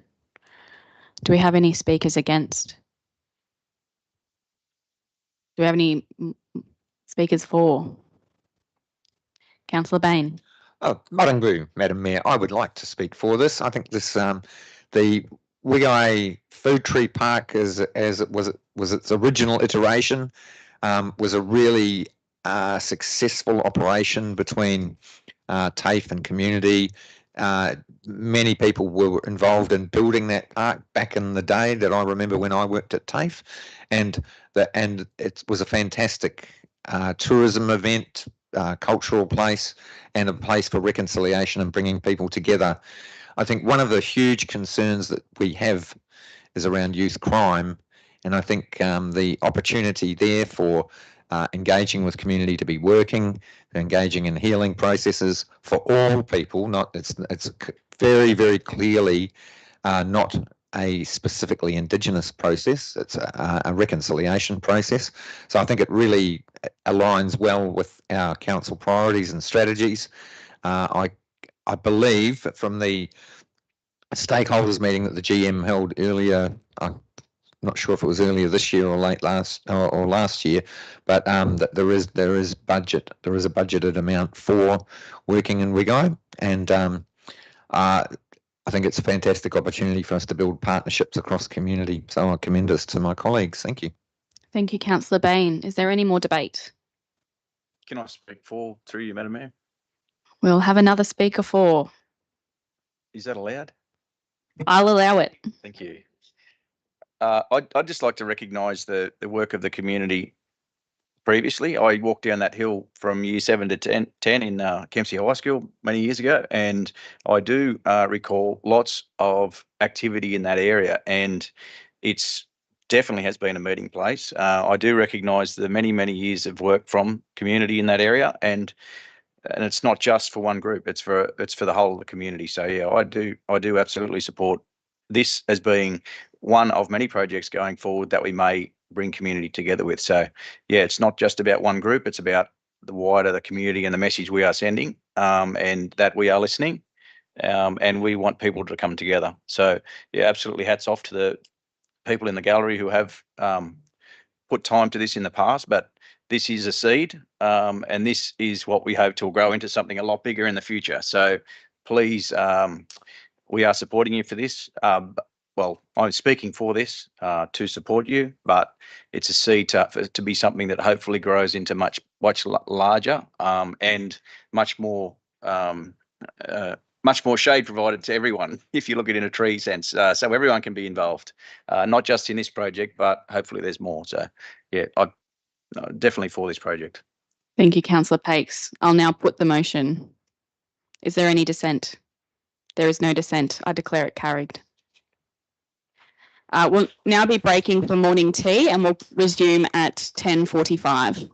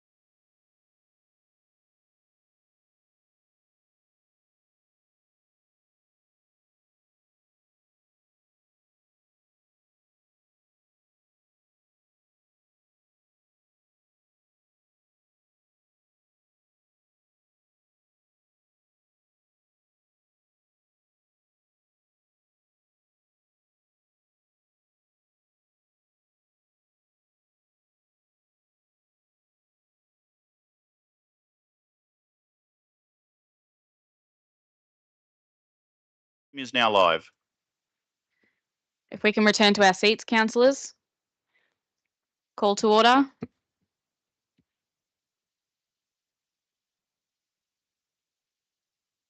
General Manager. Thank you, everyone. We'll now resume our normal order of business, which is now moving to item 8.2, which is the freedom of the Shire. As it's a mere minute, I don't need a seconder, so I'll open debate. 312 Squadron Macleay Valley Air Force Cadets is celebrating their 25th anniversary in 2025 and have approached Council for freedom of the Shire. Freedom of the Shire, also known as freedom of the city or freedom of entry, is an ancient honour granted to military units, allowing them the privilege to freely enter a settlement. In ancient times, soldiers were forced to camp outside city walls unless they had earned the trust of the local populace. This is a totally ceremonial honour bestowed upon a unit with close or historic ties to the area as a token of appreciation. The awarding of freedom of the Shire is accompanied by a celebratory parade involving a ceremonial presentation of the freedom of the Shire in the form of a scroll and a challenge during the parade, at which the scroll is presented to allow free passage. Early conversations with staff from 312 Squadron have indicated that if Council was to extend an invitation, then this would be progressed through their command and arrangements for the parade would be made through the RAA, Royal Australian Air Force, for a parade to occur towards the end of 2025. I think this is a fantastic opportunity to celebrate 312 Squadron on their 25th anniversary, and I commend this motion to my fellow councillors and look forward to your support. Do we have any questions on this motion? Is there any debate? I'll now put the motion. Is there any dissent? There is no dissent. I declare it carried.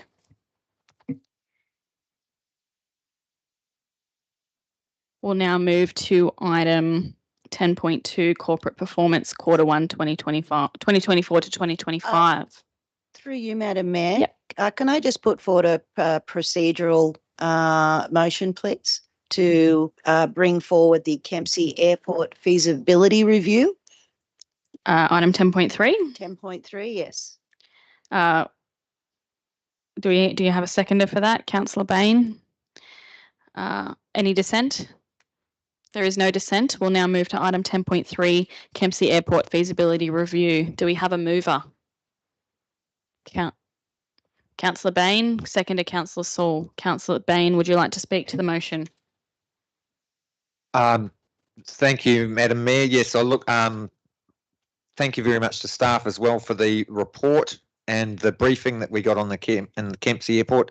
The absolute and I note and acknowledge that it is a cost to council, and but it's also highly valued by our community, particularly through emergency services, health, and the recommendation is to keep it open. But the other important part is the continuing seeking of further funding through lobbying the appropriate MPs and ministers to support and take the financial burden off. I thought it was very interesting, the speaker at the public forum last night that broke it down to a dollar value of dollar value per ratepayer per year. I think it was around $42 without only taking into account the expenditure, not the income. So in terms of it is an impost on our community, but for the fact that on average 2.5 medical evacuations per week, with a projected 20% growth in that, it is providing a valuable service for keeping our community safer. And as a member of the RFS, I am also very aware of the importance of aircraft in modern bushfire management. So I would absolutely commend this resolution to my colleagues and welcome any further debate. Thank you, Councillor Bain. We'll firstly take any questions on this motion. Do we have any questions? Do we have any speakers against the motion? Yes. Councillor Wyatt. Yes, I was just collating my thoughts. Yes, I do want to speak against the motion, actually. To be honest, I'm a bit torn, so I'm fence sitting, but at the moment I'm slightly fence sitting towards the dissenting. I appreciate the work and the time and the massive effort that Peter, Alan and his team have invested into the airport and everything that I've been associated with. It's been a huge amount of time investing in working out the airport. And I guess I'm a bit stubborn in my resolve because, I mean, I feel that it is a coercive mechanism being used on local communities. 60% of regional communities cannot afford the airports, but we all deserve emergency service and health services. And you mentioned yesterday that there's 130 medivacs a year, which is about 3 a week. I mean, as if I'm going to say, no, I don't want to approve that. I mean, this is why I am torn. Of course, we have that right to do that. In terms of the dollar value, in 2023, I calculated that about 19% of our rates bill was cost shifting. In other words, that's money going straight back to the state government in fees and charges.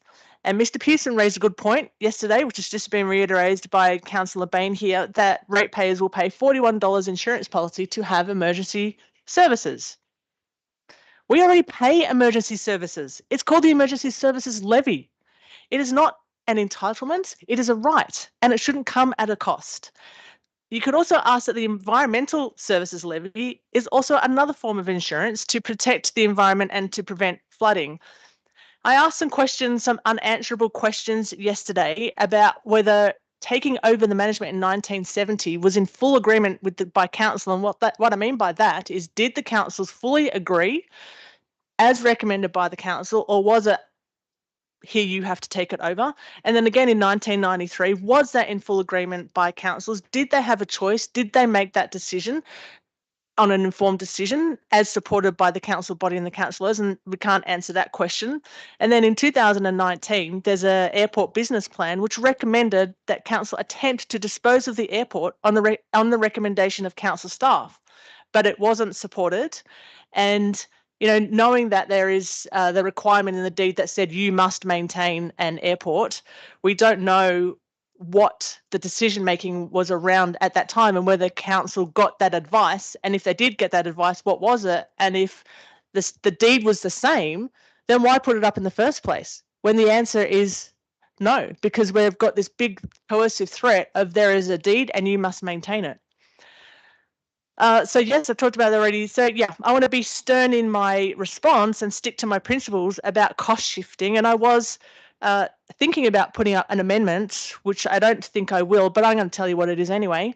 And that is the amendment that I was going to put up, which I'm not going to put up now, is that council is unable to fulfil its deed requirements to maintain the airport due to the financial constraints as demonstrated by our need to request a 42% SRV and implement a 22% SRV on our ratepayers. And that council, through its sustainability plan, is reviewing operations and services, and we therefore request that you provide advice about our ongoing obligation, noting our financial situation of our community. And I was sort of thinking about that amendment in terms of writing to the federal government. So on the basis that I'm not going to put that up, I expect and hope that council and Madam Mayor really clear in the fact that we cannot afford an airport. We deserve a right to have that medevac. Do not use this coercive control mechanism and charge us extra money to keep this. I feel really strong about that. So I won't put up that amendment. Yeah, that's pretty much all I have to say. Thank you, Councillor, for your passion for this issue. Do we have any speakers for this motion? Is Councillor Saul? Thank you, Madam Mayor. Madam Mayor, it's in Mr. Allen's report, which is very thorough, and I must commend him on the detail. Page 30 states it all. Safety Authority CASA standards and may not close or nor dispose of the aerodrome without consent of the relevant federal government minister. It's been noted by other agencies, health and I think Rural Fire, that they happy not to contribute, that it can come onto the ratepayers of the Macleay. So we need then to, okay, we can't dispose of it, we have to work with it. We have to find some ways to get some revenue in to offset the cost, even though, you know, it doesn't seem a huge amount. When that compounds on your rate notice, you certainly feel it then. So the point is we need to have constructive debate to find some revenue to support our airport, so we do have that facility for our people. I spoke to an older chap who was flown out on the Medivac in recent times, and he was very thankful for the service, and he thanked council for having airport there. So when it sort of hits home like that, it certainly makes you think twice about, you know, if it wasn't there. So we need to accept it will be there. We need to find a way forward to find some revenue to offset the cost, so our ratepayers do have services if and when in emergencies. Thank you, Madam Mayor. Thank you, Councillor Saul. Do we have any speakers against the motion? Do we have any more debate? I'll allow it, Councillor Pakes. Thank you, Madam Mayor. I am absolutely for retaining Kempsey Shire Council retaining the management and the use of this airport for our community. I see it actually as a strategic asset for this valley in regards to the Mid-North Coast. I see airports either side of us in Coffs Harbour and Port Macquarie with high passenger usage, and their private users probably don't have the use of the area that they would have here if they were located here. So to me, that's a strategic opportunity for us in this valley and in this council to promote relationships with users like that. People like that want hangars. People like that want the opportunity to use their plane. I think it's about $12 or $13 to land your plane here. So that puts us in a different position to other councils. I note the work of Peter Allen and his experience in this. I think that could be good for us going forward to make it to find more avenues for getting revenue from that location. I think there'll also be increases in efficiencies from the fencing of the airport, in that there's not a requirement for patrolling by staff. There should be a staff saving there. Also, that fencing should allow that the maintenance required on the outside of that won't be required as much. So that should be another cost saving going forward. Probably not really stated in this stuff, but it's something in my own investigations that I've worked out through discussion with people who use the area. And also I'd go back to the emergency services side of it. As a fire and rescue employee, I've been out there and done hot refueling. I know how much it gets used in a time when there is an emergency on. And when you're sitting at home and you don't actually realise that that's an asset that's being used, you have no idea. But I have sat there when there's been planes drop retardant overhead.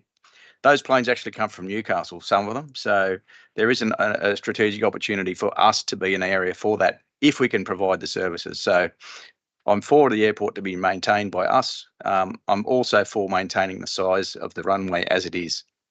That may be controversial, but that's where I'm at. So that's my for. Thank you, Councillor Pakes. Reminding us of the legacy that the airport holds. Councillor Selby, did you have a question, Councillor Wyatt? What's your question? Yeah, my question is, what is the worst case scenario and the legal liability if Kempsey Shire Council says we cannot afford to maintain that airport with the $500,000 or whatever $600,000 is required? What is the worst case scenario? Has that been sought? And what is the legal? So worst case, and what's the legal ramification? Mr. General Manager. Cart us off to jail? Through you, Madam Mayor, and Mr. Thorogood may want to comment, I guess, or add to this, particularly, I guess, in relation to liability for having an airport that has a runway that's of a standard that actually is not where it needs to be from a regulatory perspective, and the legal or insurance related risk that creates for us. I think it's worth saying, like, the federal government was very clear that they would need to be convinced that the adverse impacts on the community and the economy are minimised before they would, concede to the airport being closed, and that they would seek advice from those parties. And given the stakeholder engagement we did and reported in the report, and that's attached to the report, I think it's quite clear in terms of those key stakeholders and their desire for the airport to remain open. So I guess exploring that wouldn't be supported, and that's why the report's been written the way it has been, that we would need to continue to operate. And when we've got an airport that we've got to operate, we need to be able to have it at a level that's not going to create undue liability risk for us by having a surface that isn't that doesn't meet those requirements. I don't know if you wanted to add to that, Mr. Thorogood, from a legal or an insurance perspective. Mr. Thorogood. Yeah, through you, Madam Mayor. Look, I think Mr. Mitchell has covered it broadly. In reality, at the end of the day, if there were to be any losses or injury to any third party because council could be held to have not acted in good faith in making their decision, then council could potentially be held liable for those losses or for those injuries. I would think the far greater risk from a risk management perspective, though, would be the loss of public trust and confidence was council's decision to end up being responsible for loss of life or property. Thank you, Mr. Thorogood. Do we have any speakers against the motion? All right, I'll now put the motion. Is there Can we close debate? You can close debate, Arthur. Thanks, Kenny. Okay. I just, in closing debate. Did you have a question? I did have a question. What was your question? Through you, Madam Mayor. Just in regards to point 4, the advocating through obviously different state and federal government. Can I ask a question through to you, Mr. Mitchell? How does council, what's the mechanism for sending through those concerns and advocating, and how often does that happen? Are we tenacious in that respect? Acting General Manager. Through you, Mr. Mayor. Let me deal with the first part, the last bit first, I guess, in terms of tenacity. Yes, and I would use the example in relation to which we've briefed the councils on a number of occasions, and Director Trotter will attest to this in terms of seeking funding for our significant sewer capital program. We are consistently pushing our case forward to seek greater support in that space. So I guess in terms of addressing the tenacity perspective. In relation to this and how we would go about it, the General Manager, myself, and Peter Allen, our Group Manager, Commercial Business, who looks after the airport as one of his parts of his portfolio. We've met with our state and federal member prior to the report being published. So we've already started having conversations with them. We will write, as per the resolution, to all of these listed politicians and ministers. We will look to leverage our participation in country mayors. Obviously, there's a lot of regional councils who have got airports who don't have passenger services and who have the same financial challenge around this, but we'd be keeping their airports open for the same reasons that we've articulated in our report. So we'll use country mayors. We've raised it with LG NSW. We'll look at the Australian Airport Association in terms of advocacy through there. So we'll continue to push it. It's the likelihood potentially is probably fairly small in terms of being able to get the ongoing funding that we would need. But we'll also look in terms of continue to proceed with applications for other grants to offset where we have to spend significant amount of capital expenditure. And so the Disaster Ready Fund, for example, is another funding stream that's now available, which we will pursue funding for on the back of this resolution, should councillors resolve that way today, to put that argument forward. So that's a state government funding program.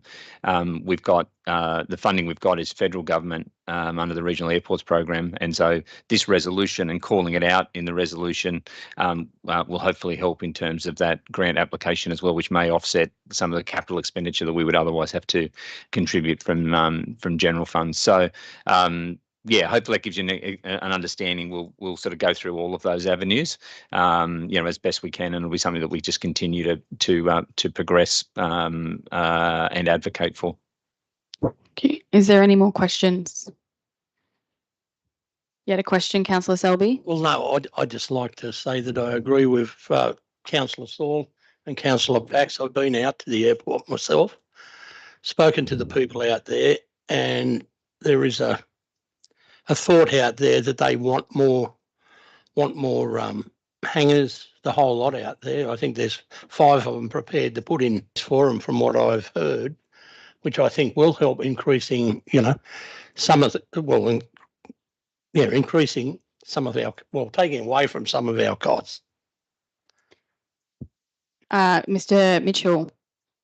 Through you, Madam Mayor. Yeah, so some of those hangars, and we're aware of that, and that's what Mr. Allen and his team are working on, haven't been progressed until this feasibility report's been undertaken. It would have been negligent in some respects to go ahead and put in place agreements or those sorts of things until this review had been completed and it's been reported to council and council's resolved in a particular way. So some of those items will now be progressed, and I think that's fairly clearly articulated in the report.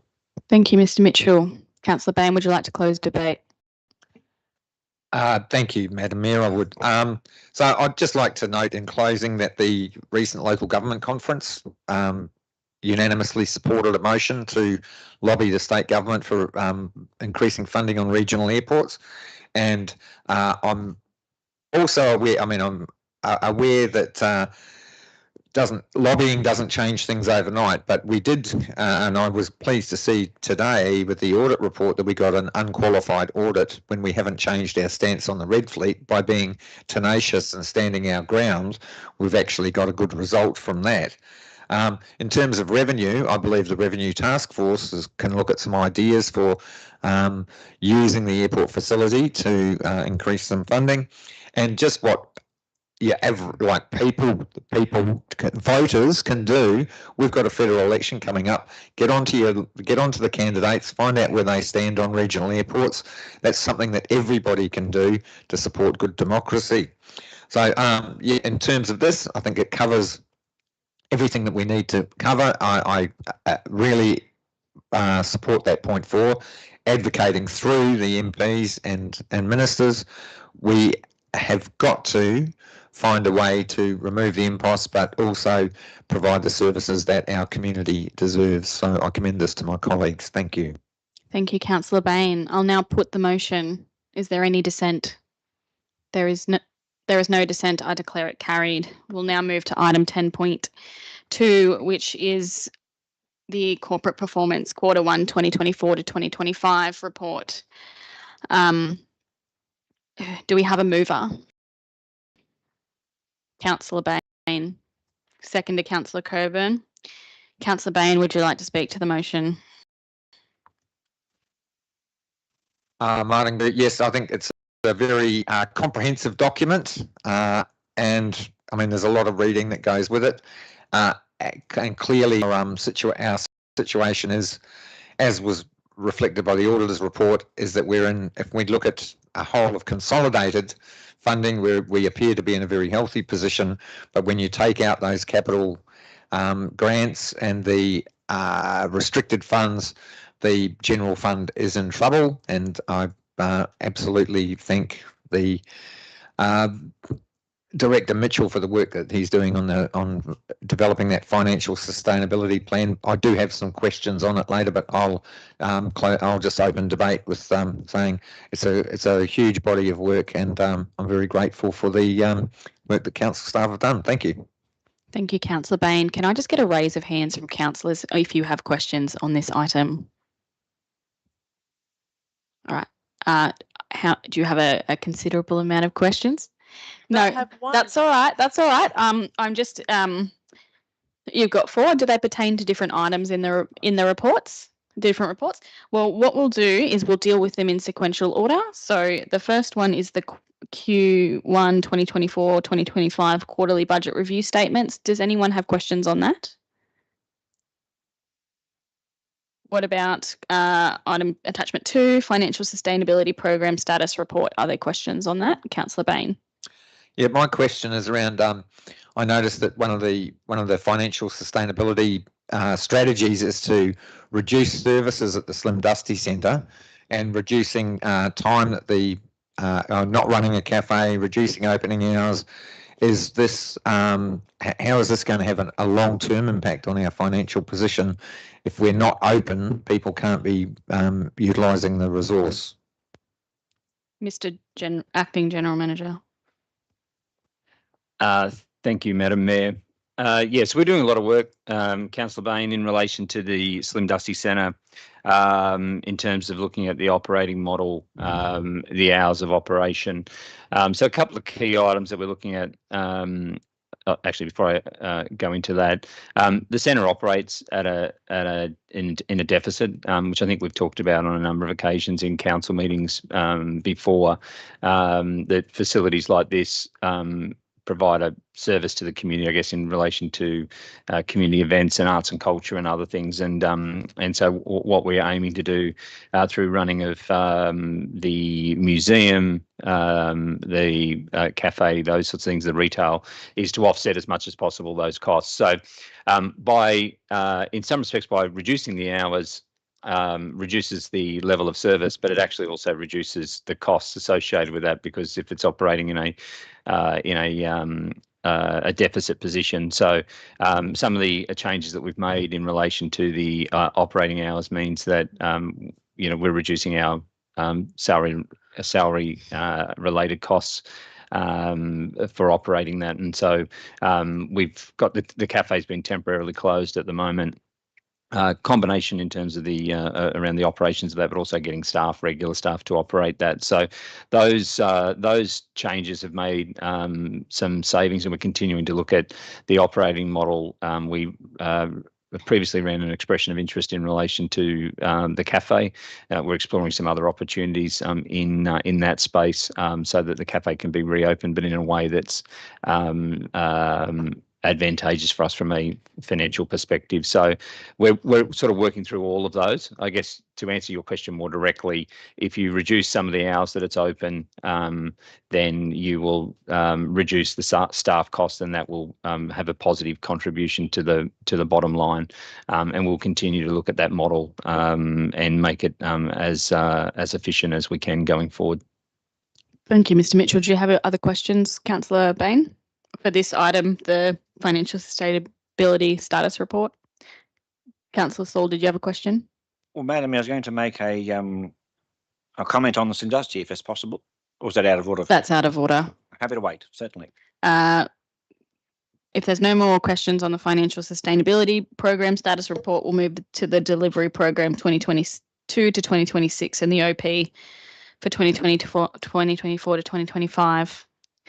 Does anyone have any questions on this? Councillor Bain and then Councillor Wyatt. Thank you, Madam Mayor. So I've got 3 questions. One is referring to Lloyd Park, which was due for completion in September this year, but is going to be deferred till later next year, because I understand it's hitting the Christmas season. Would have been good if it could have been done. I'm interested why that wasn't. School leaders, November meeting hasn't happened. Is there a alternate date being considered? And the last one, which I think is probably most important in my terms, the climate change risk assessment has been deferred. Now, in terms that the audit office are going to be looking at how we're managing the mitigation of climate change, I'd appreciate to know what's going on with that, why that's been deferred. And yep, that's those 3 questions. Thank you. Thank you, Councillor Bain. Mr. Mitchell. Yep. Thank you, Madam Mayor. So I'll answer the first 2 questions, Councillor Bain, and then I will refer the third question. I guess in relation to Lloyd Park, as you correctly alluded to, we've deferred that to avoid the busy summer sort of tourism period. There was some delays in finalising the design, and some of the hold-ups were to do with the getting some approvals from Essential Energy, I understand.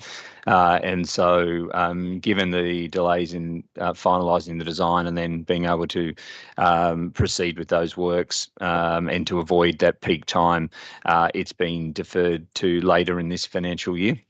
So that's the explanation in relation to that one. In relation to the presentation from schools, yeah, we had included a comment. It fell out in that report, which would have had a comment against that item to say that that's been rescheduled for March. So just with the changes with the new council and everything else that was going on logistically, it was going to be too hard to make it for this council meeting. And so that has now been scheduled to occur in March. So you'll get hopefully another great presentation like we did previously from those students who will attend. And I'll just refer to Ms. Sari for the answer to the third one in relation to the climate change. Ms. Sari. Sorry, Madam Mayor. The climate change strategy is, there is a funding issue attached to it. However, there is also a grant coming up, which I intend to apply to as soon as the guideline is out, and it's really dedicated to resilience. In the meantime, we do have a very comprehensive table of content of what I would like to see in that strategy.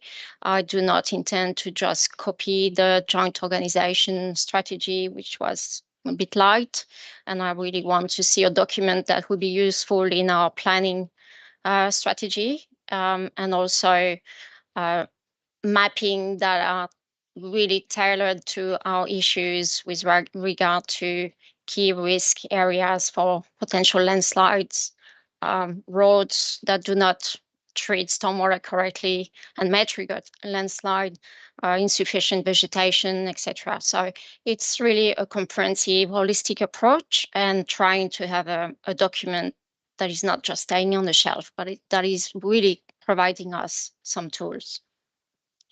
Thank you. Thank you very much. That was great comprehensive answers. I'll go Councillor Wyatt, then Councillor Pakes. Yes, please. Thank you. My question is around resourcing.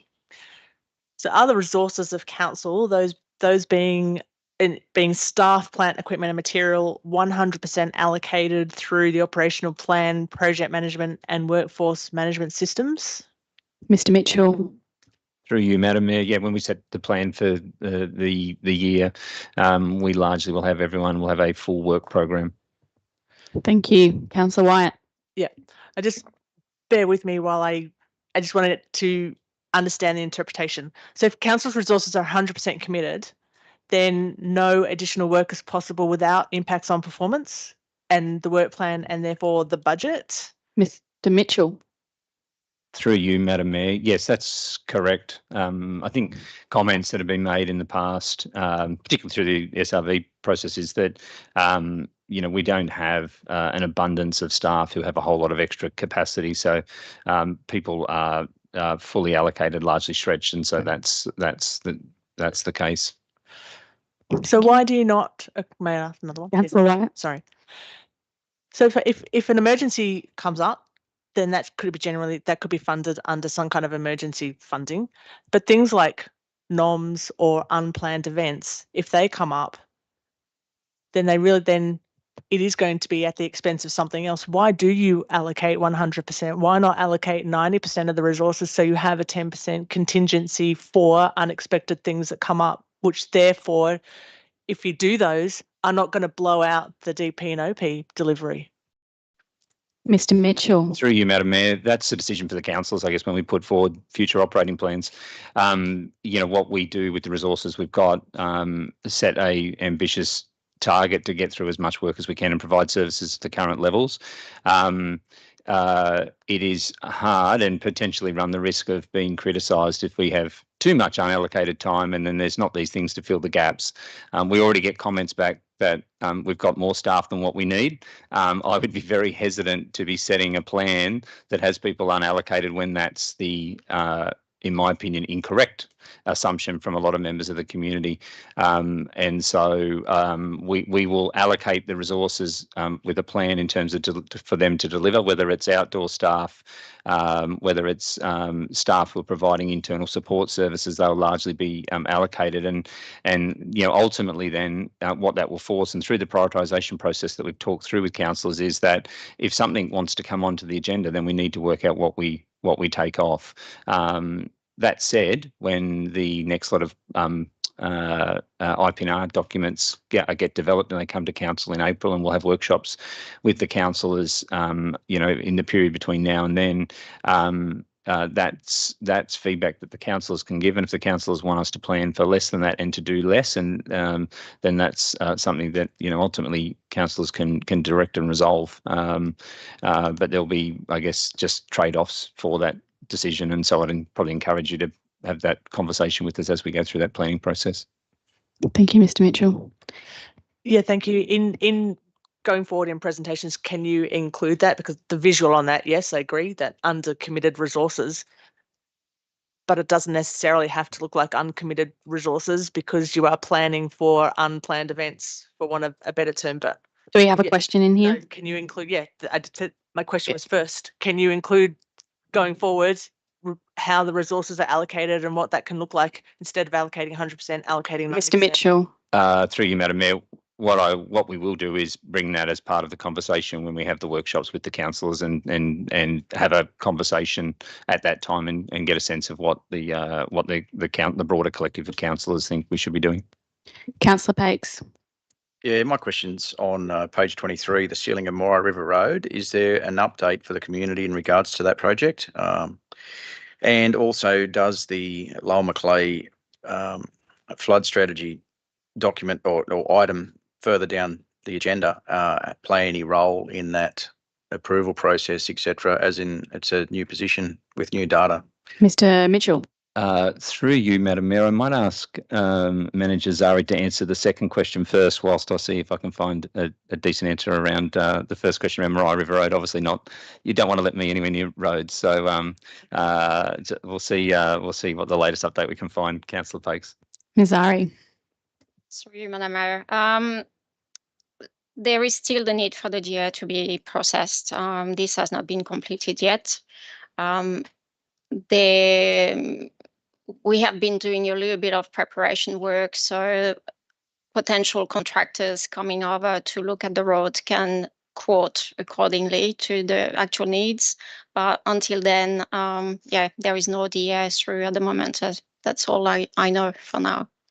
Thank you. Mr. Mitchell, do you have an update on the first question? Through you, Madam Mayor, I've just gone to Port Macquarie Hastings Council's website, who are delivering the project on behalf of both councils. There hasn't been an update on their page since the middle of the year, so I would need to get a latest update and take that on notice. Yeah, that's all right. You're not part of the council meeting. Thank you. Were there any other questions on the delivery program and OP attachment? No. Do we have any questions on the councillor expenses? No. Do we have any questions on the grants summary? Grant status summary? No. Yes. Councillor Coburn. Yes, I'd like to ask a question.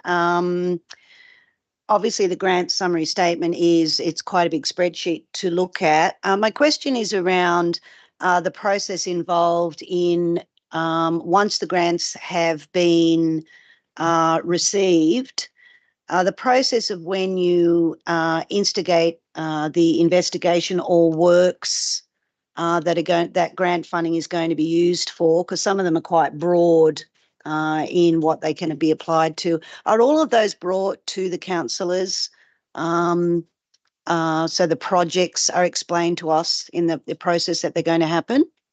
Does that make sense? So, for example, let's use the sheet piling down there on the riverbank. From the expectation of the community, there wasn't a lot of information brought into council until it really reached the point where it was going to go out to tender. So it's more about that information process so that the councillors understand when and where that money is going to be spent. Mr. Mitchell. Through you, Madam Mayor. Generally, so I'm speaking generally,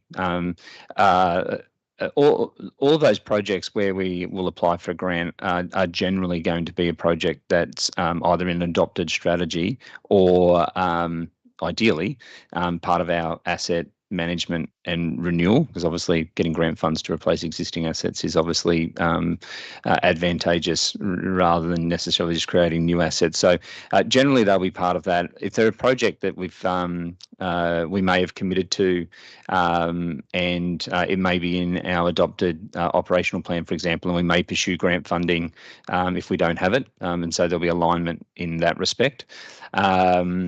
Outside of that, sometimes there'll be a grant funding program where there'll be an allocation of funds, and then we will allocate that to particular projects.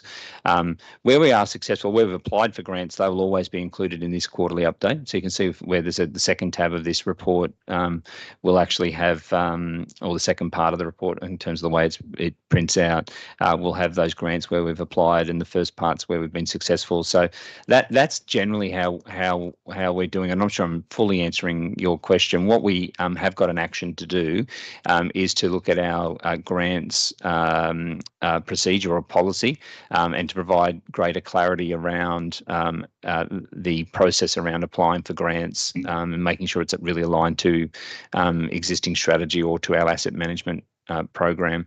That's something that we heard fairly loud and clear through the special rate variation engagement process, and what we've made a commitment to bring that back to councillors. That's still a piece of work that needs to be undertaken, and it might start to answer some of those questions potentially that you've got, Councillor Coburn, in terms of around how they fit into then the program. I'm not sure if that fully answers your question or not. Thank you. Councillor Lawrence, then Councillor Pakes.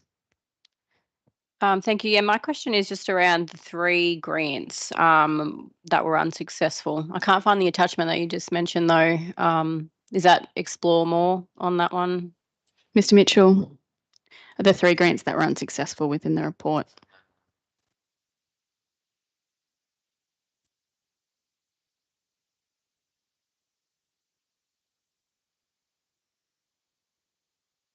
Yeah, I'll have to take that on notice. Sorry, because I can't find it in the actual report either in terms of the attachment.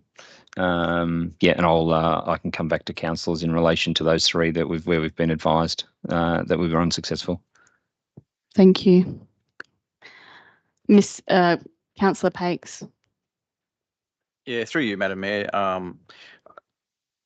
Not sure whether I can speak about it now, but during a briefing, there was an idea that if a grant's a particular amount of money, and then the project is completed and it comes in under budget, can you explain what happens to that, the figure of under budget grants delivery, and also how that affects the bottom line for our financial sustainability? Mr. Mitchell.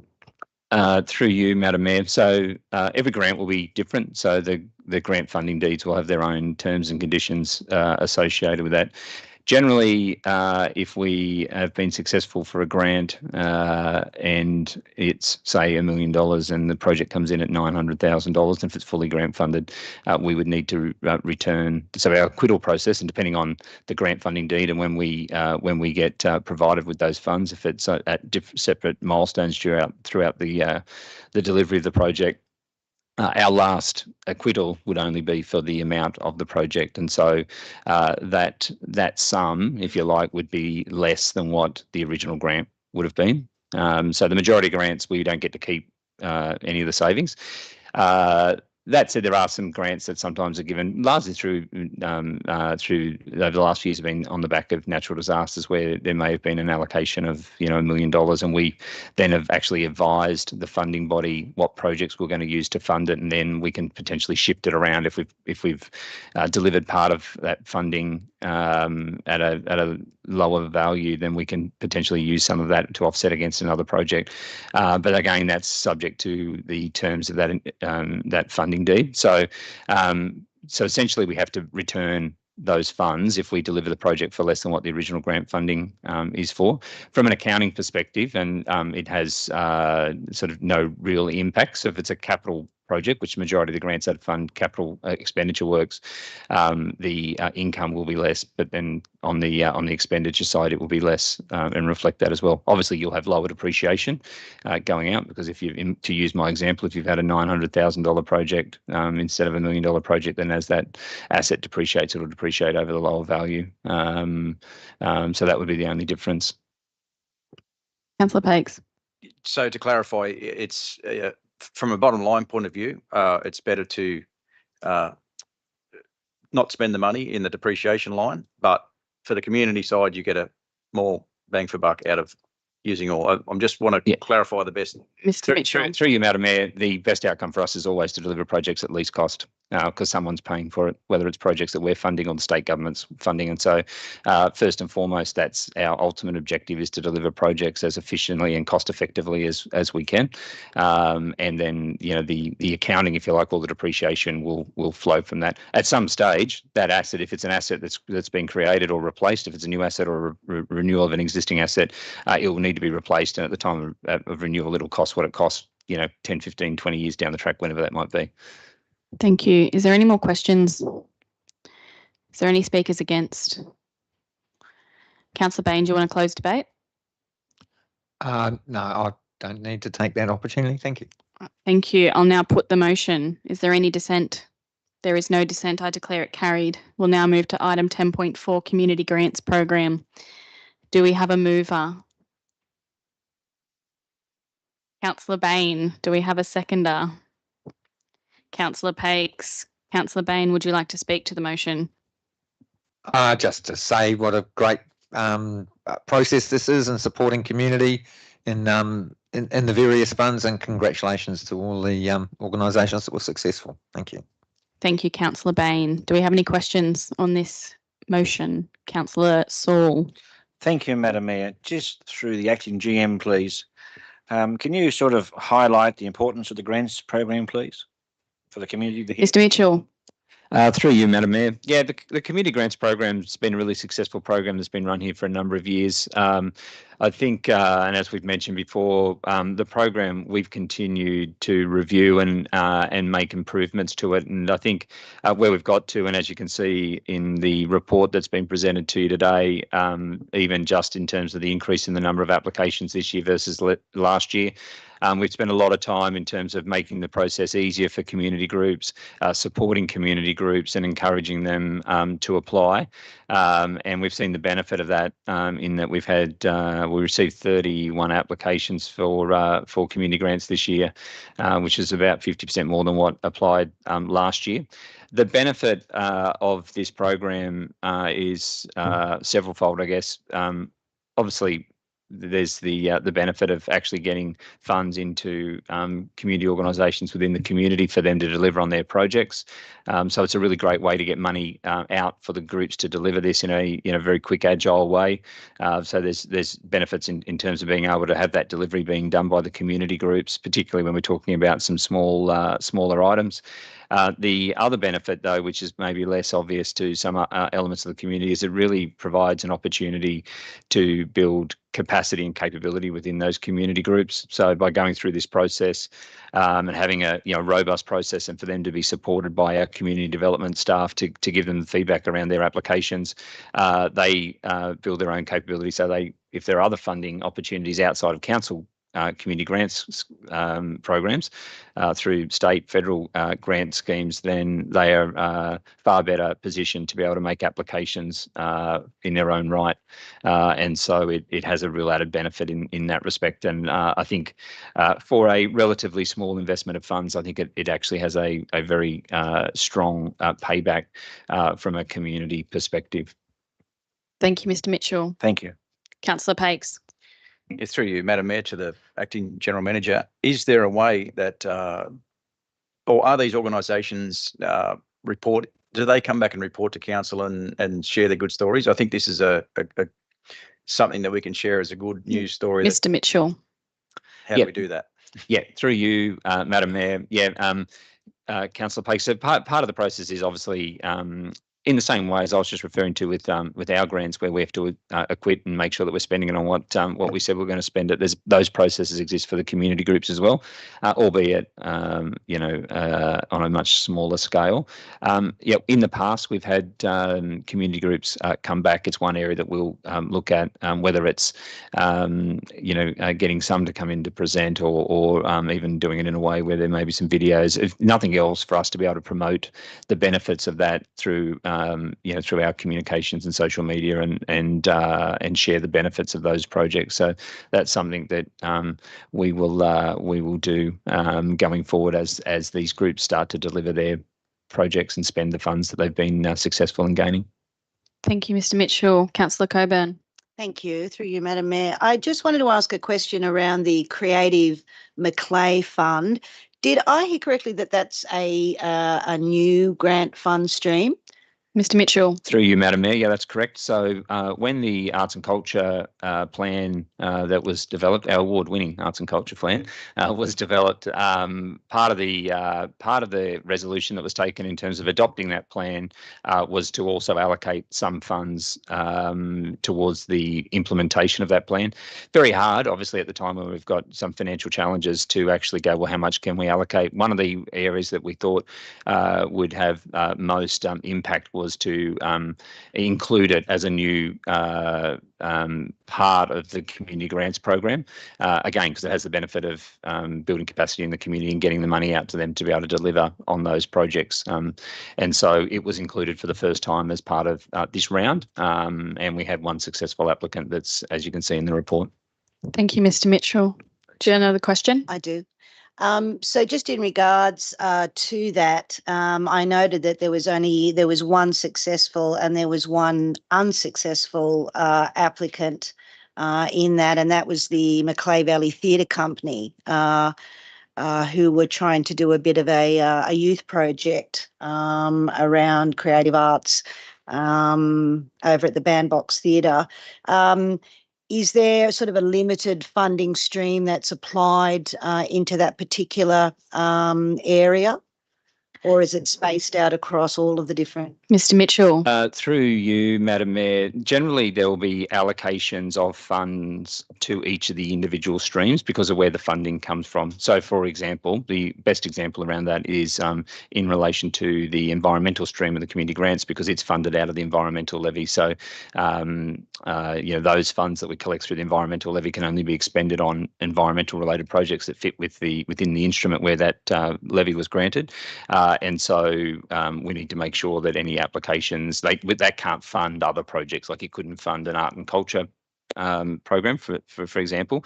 So yeah, we do allocate certain budgets to each of the individual streams. In the past, if there's been oversubscriptions in some and under in others, if it's general fund, then we may have accommodated that. In the case, there was a handful of applications this year that, when it went through the assessment process, that didn't meet the criteria. And I think the one you referred to was one of those. And that feedback's provided by our community developments team back to anyone who's unsuccessful. So as soon as the business paper gets published, we let people know. Obviously, we don't want to let them know before the paper's been published, but then we will contact the unsuccessful applicants, let them know that their application's been unsuccessful, and offer to provide specific feedback as to why, and I can talk about that one at a separate time and get further details if you're interested in as to why their application wasn't successful. Thank you. Do we have any more questions? Do we have any debate? Councillor Bain, would you like to close debate? I'll now put the motion. Is there any dissent? I declare it carried. We'll now move to item 10.5, adoption of the Lower Macleay Flood Risk Management Study and Plan. Do we have a mover? Councillor Wyatt, seconded Councillor Saul. Councillor Wyatt, would you like to open debate? Yes, thank you. I just want to reiterate some of the comments that I made in the July 2024 meeting. And first, I want to thank the reference group for their input and the consultants for their very detailed technical work, and to Grant Dennis and the project management team for their skills in getting this all together. I was on the reference group, as was the former mayor, Council is responsible for managing the existing, continuing and future flood risk of the Shire in accordance with state government floodplain risk management manual to statutory requirements. You know, obviously flood preparedness and response and recovery is vitally important to people of the Shire, and we've seen some unprecedented floods. And thankfully, there are state government programs to help us fund such massively expensive and complex issues via the grants. It's worth noting that in 2022, the inquiry to the 21-22 floods made 28 recommendations which required regional places to increase their capacity to better plan, manage and respond and recover to flooding and flood emergencies. And it also resulted in the establishment of New South Wales Reconstruction Authority. So the objectives of this plan were to update previous flood studies and modelling, understand the impacts to the community, develop a list of recommendations for the physical works and strategic planning, and to assist in development guidelines, which is the interesting component. The flood risk was measured in terms of social, economic, ecological and cultural impacts.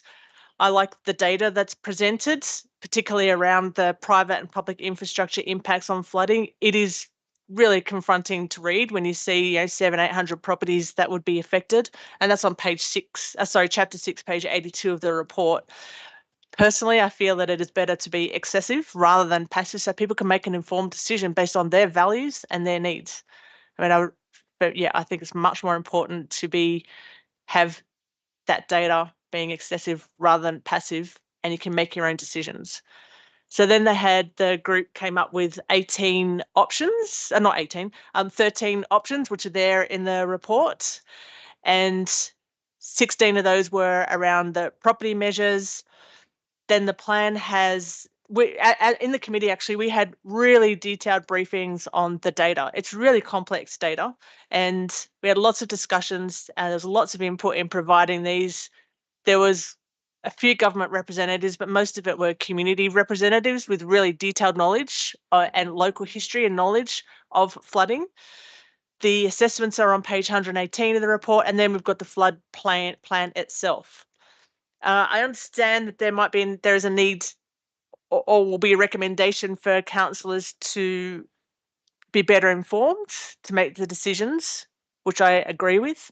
This data is really complex. It's really difficult, especially in context of where this plan sits in the planning law, retrospective liability, retrospective application and new builds. I think that's the really complex part of this that needs a lot more unpacking. But in general terms, I think this is a really good plan. I was really super happy to be on the committee. And as I said, I really commend the team for pulling it together. It's really complex. Thank you, Councillor Wyatt. Do we have any questions? Or Councillor Pakes? I guess this is uncharted waters for myself, but You'd like to move an amendment? Ask if I could move an amendment, and if that could be put up there now. We have an amendment. Do you have a seconder for your amendment? It's up on screen. Councillor Bain. Would you like to speak to your amendment, Councillor Pakes? I would, and I note the work of the Kempsey Shire Council and their consultants, and also the consultative group who've come together to put this information to the community and to highlight the changing in figures, heights that have a massive impact on the entire valley, not just the area that's located in the study, but the entire valley. So it is that information that I think that needs to be conveyed in a way that the community understands it, and it also a way that we bring the community with us with the information, because I live on a floodplain and I was unaware that there was 467 pages until last week of information there. So for me, that was a lot to digest, but I also have an absolute interest in it, having seen flood studies from when the highway bypass occurred. I've been through 2001 and all the floods since down between Fredericton and Kempsey. So I have some understanding of flooding, but people who are new to this area may not. And this may be a big hunk of information, as Alex highlighted, there is a lot of complex information specifically for the coastal areas with the increases in heights for Hat Head, also Crescent Head, and further to that, Saltwater Creek not even being included in the area, which to me, thinking about if we're going to put 0.8 of a metre sea level rise on coastal areas, I'm probably questioning that's something that's in my question. So, yeah, absolutely think that a briefing would be fantastic for all involved. And yeah, if you'd accept my amendment, I'd be appreciative. Councillor White, do you accept the amendment? Yes, I do. Do we have any questions on this amendment?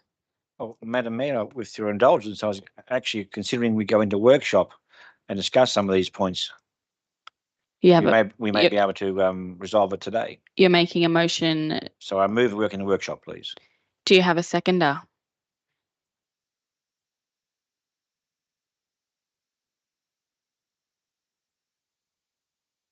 We don't have a seconder, so do we have any, to carry that lapsed, do we have any questions on this amendment or any debate?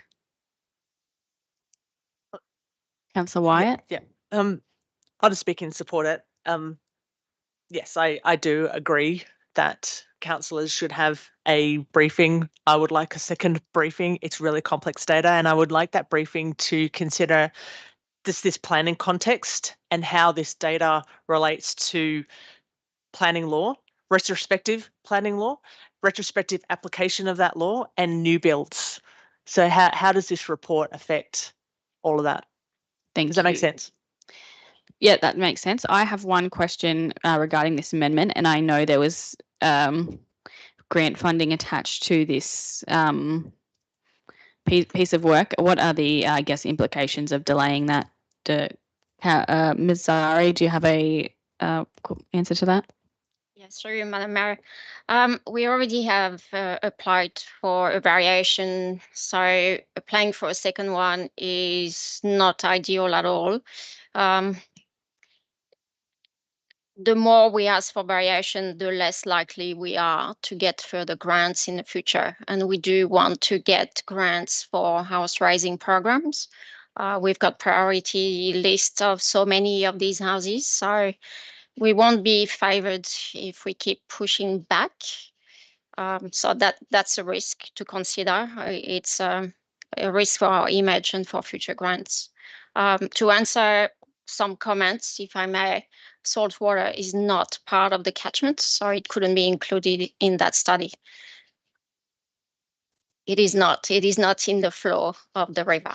So that's why Hat Head is also a different situation where it is stormwater actually filling up Hat Head. So it's also a different situation, but people really know. They have a levee around them. They know, and as discussed before, they are aware of the floods and they become very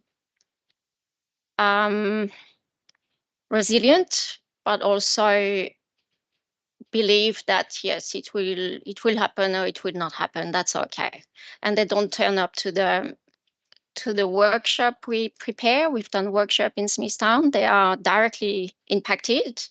The very little turn up. We did community engagement at so many stages during the process, and there is little desire to be part of it. Thank you, Ms. Zari. Councillor Bain, did you have a question? Yes, thank you, Madam Mayor. My understanding from the briefing last night was that deferral to December would not impact the outcome of the would not impact the grant opportunity, but any further delay past December would potentially have an impact. Am I correct in that understanding? Because that was what the message I got. I think there's further context around that. Through Madam Mayor. Yeah. Well, my understanding was, yes, we could do maybe December. After discussing with staff, it is actually not the ideal situation.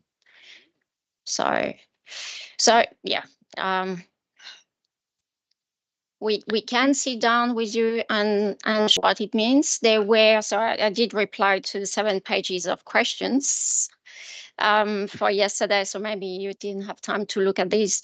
The levels, from these questions, I could understand that there was a confusion between ground level and AHD level. So it is a different matter. Ground level is really if it's knee height or above. AHD level is based on the sea level. So you have to be careful with this. And I understand it's a technical content, but I think we'd be happy to sit down with you and walk you through.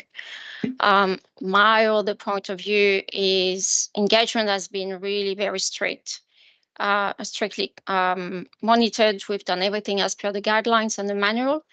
I think what you raise, Councillor Pex, is the variation that we now see, which is really climate change. So this is probably the matter that should be looked at rather than looking at this study as being deferred. I think it's, should we communicate on climate change? Just my input. To add to the Councillor Bain's question, is there fear that even if you did a variation to the green and it came to this December meeting and it was deferred again, then that would create further? Yeah. Ms. Zari. Sorry, Madam Mayor. No, really, we're not in a position to delay further. Yeah. Thank you. We had a number of questions, so I might go, Councillor Bain, you can follow up, and then I'll go Councillor Saul and then Councillor Pakes. I did not receive an email regarding that. Sorry. So that's why I'm not aware of it, but thanks for letting us know. Councillor Saul. Madam Mayor, with your indulgence, I'd like to foreshadow that we go back to the original motion. Yeah, thank you. May I have a procedural question? Yes, Councillor White. So based on this discussion and what we've just heard, and that Councillor Saul requested that we go to Committee of the Whole to discuss, which didn't happen, yeah. And also the intention, so we sort of have to agree to it being accepted in December. We can't really defer it any further. So question to Councillor Pakes, perhaps, is your intention to, when you have a better briefing, is to make a decision on whether you want to adopt the plan or not? Or are you just wanting a briefing? Councillor Pakes, she's asked you a question. You don't have to answer, but you are perfect liberty to. Absolutely love to answer that question.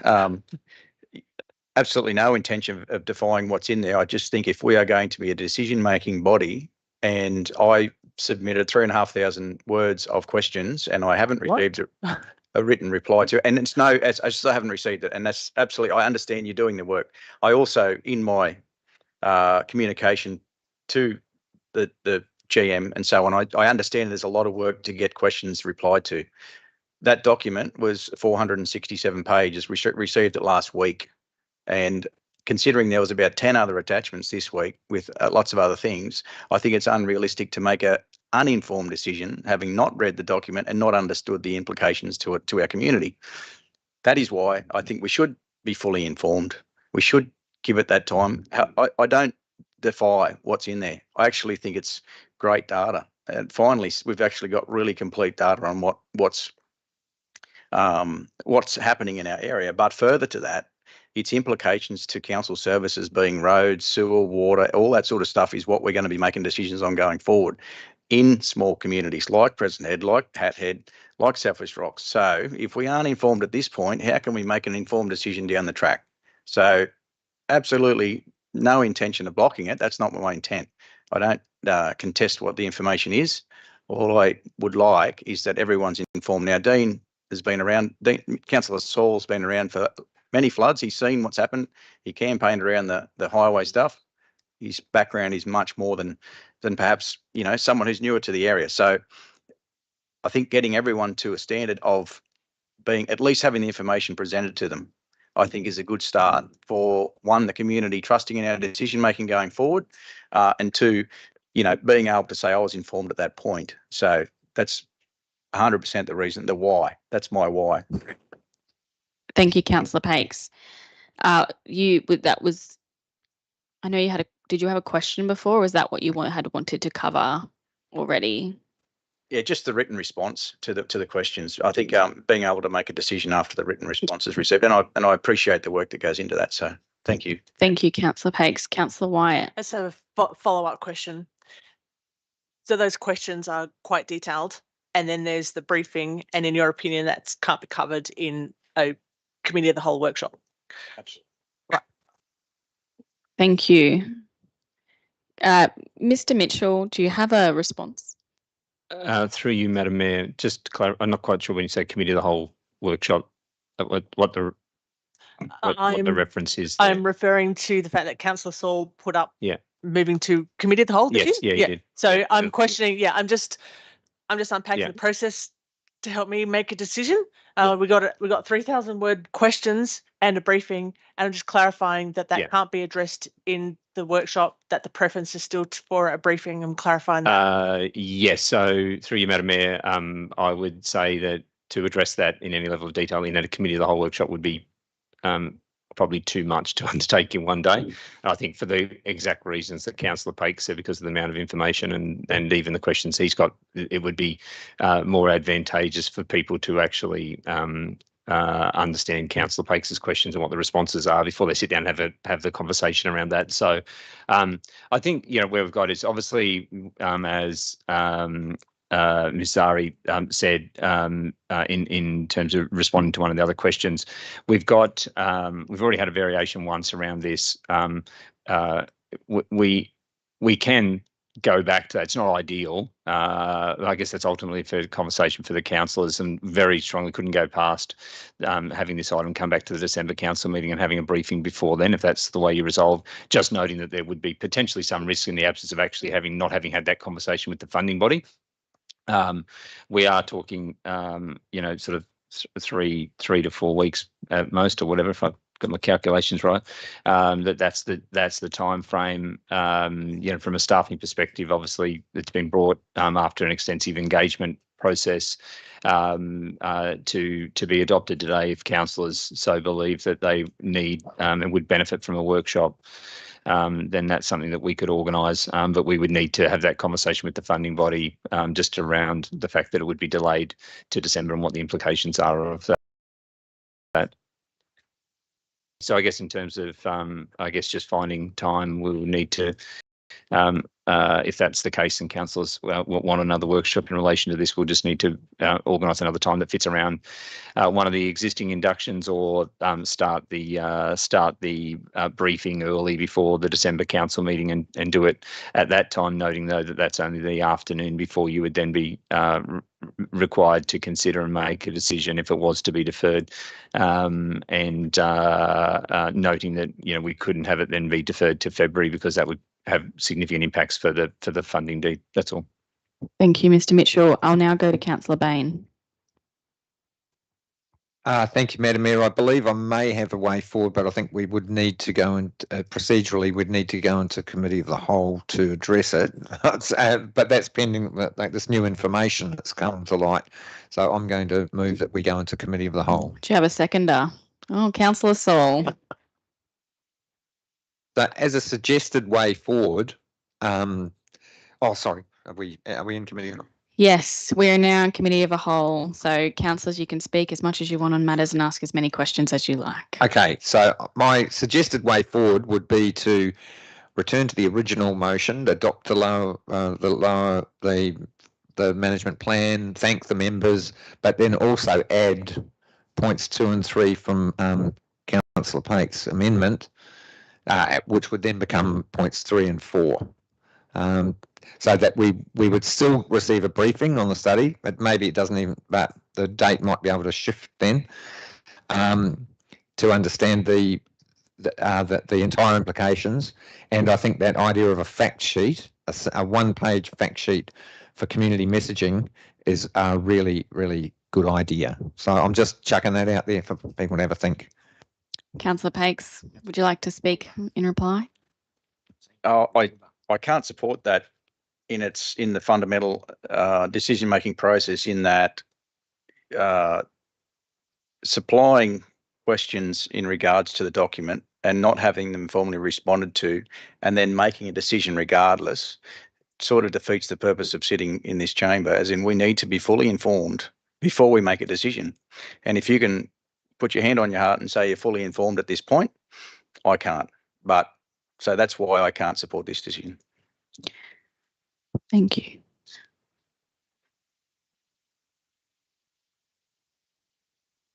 Just given your stance on that and you're not willing to accept it, I think would we be better just to go out of committee and go back to debating the motion, amendment, sorry? There's a few other lights on before me, but I just would like to ask Ms. Sawsey if what is the implication if we defer to December? Is that the grant implication? Does that mean that we would have to apply for a variation if we defer it till December? Yes, it would. I think that's a critical issue. I'll go Councillor Matchett and then Councillor Coburn. Yeah, I just wanted to add, I totally respect Councillor Pace's position and his need to be across the information as much as possible. From a personal perspective, I've read through the all 467 pages. I'm not going to pretend that I read every single word on this page, but I just personally don't believe that another month to reread over that or another workshop is going to further, like it's not going to change my stance on this, and I don't believe that it's going to bring information to light that's going to change any of the action items within that plan. So for the reasons in terms of potential risk to grant funding, I would suggest that we forge ahead. That's my opinion. Councillor Coburn. My question was around the implication to the grant funding, of course, because that's got to be one of the major considerations that we have. When you say it's not possible or it's not ideal, how critical is that? So if we delayed it until the 17th of December, would that mean that the current grant that you have is taken off the table? Or does it mean that there is possible rejection for your request for a further extension? So if we defer it now, do you have to go now and request another extension today? Mr. Mitchell. Oh, Caro. Sorry, Ms. Zari. Yes, we would have to go and ask for a variation right away.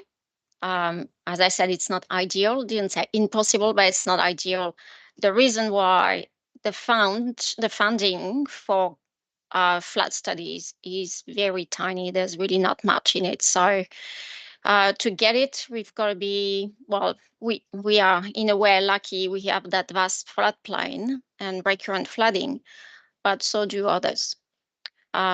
We are not guaranteed to get more funding. It is a very small budget every year and a lot of work to apply each time. So it's just, yeah, we already went through one variations of workload because of just competing priorities and also your election. And I understand some of you are new. However, the document was on exhibition. So as a community member, you should have had a look at it.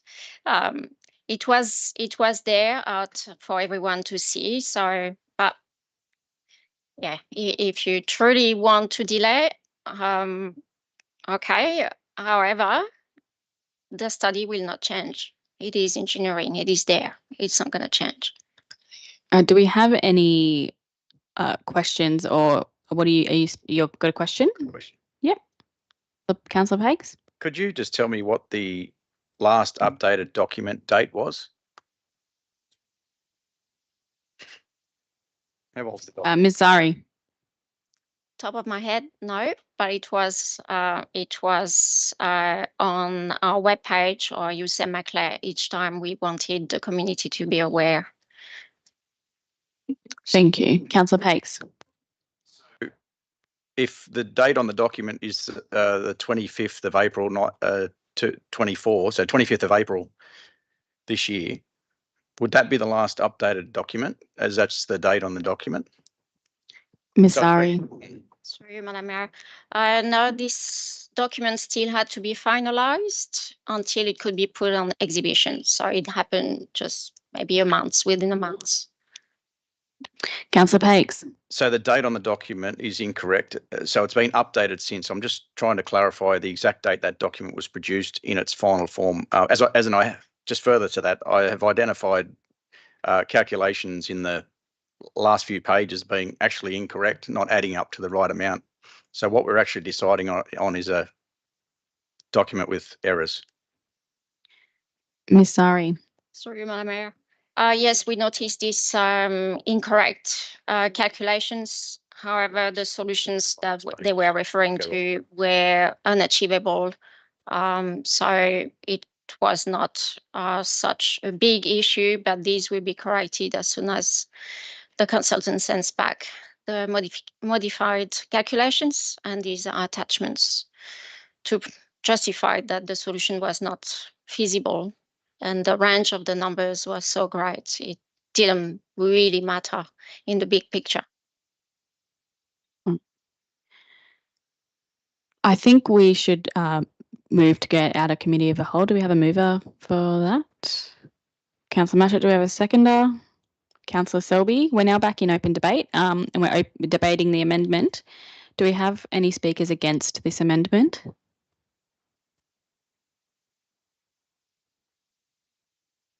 Councillor Bain. I know I've seconded this, but but with the new information that I've received, I would, and I acknowledge that I haven't read and I don't understand every part of that report, but I know that there has been a significant body of work that's gone into it, and yeah, so I'm going to recommend that we don't defer, as it's going to create problems with the grant funding body.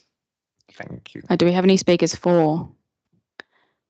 You can't speak until we close debate, Councillor Pakes. So do we have any speakers for this amendment? Might have spoken for it already. Yep. Do we? Councillor White, you'll actually close debate. So I think. Oh, okay.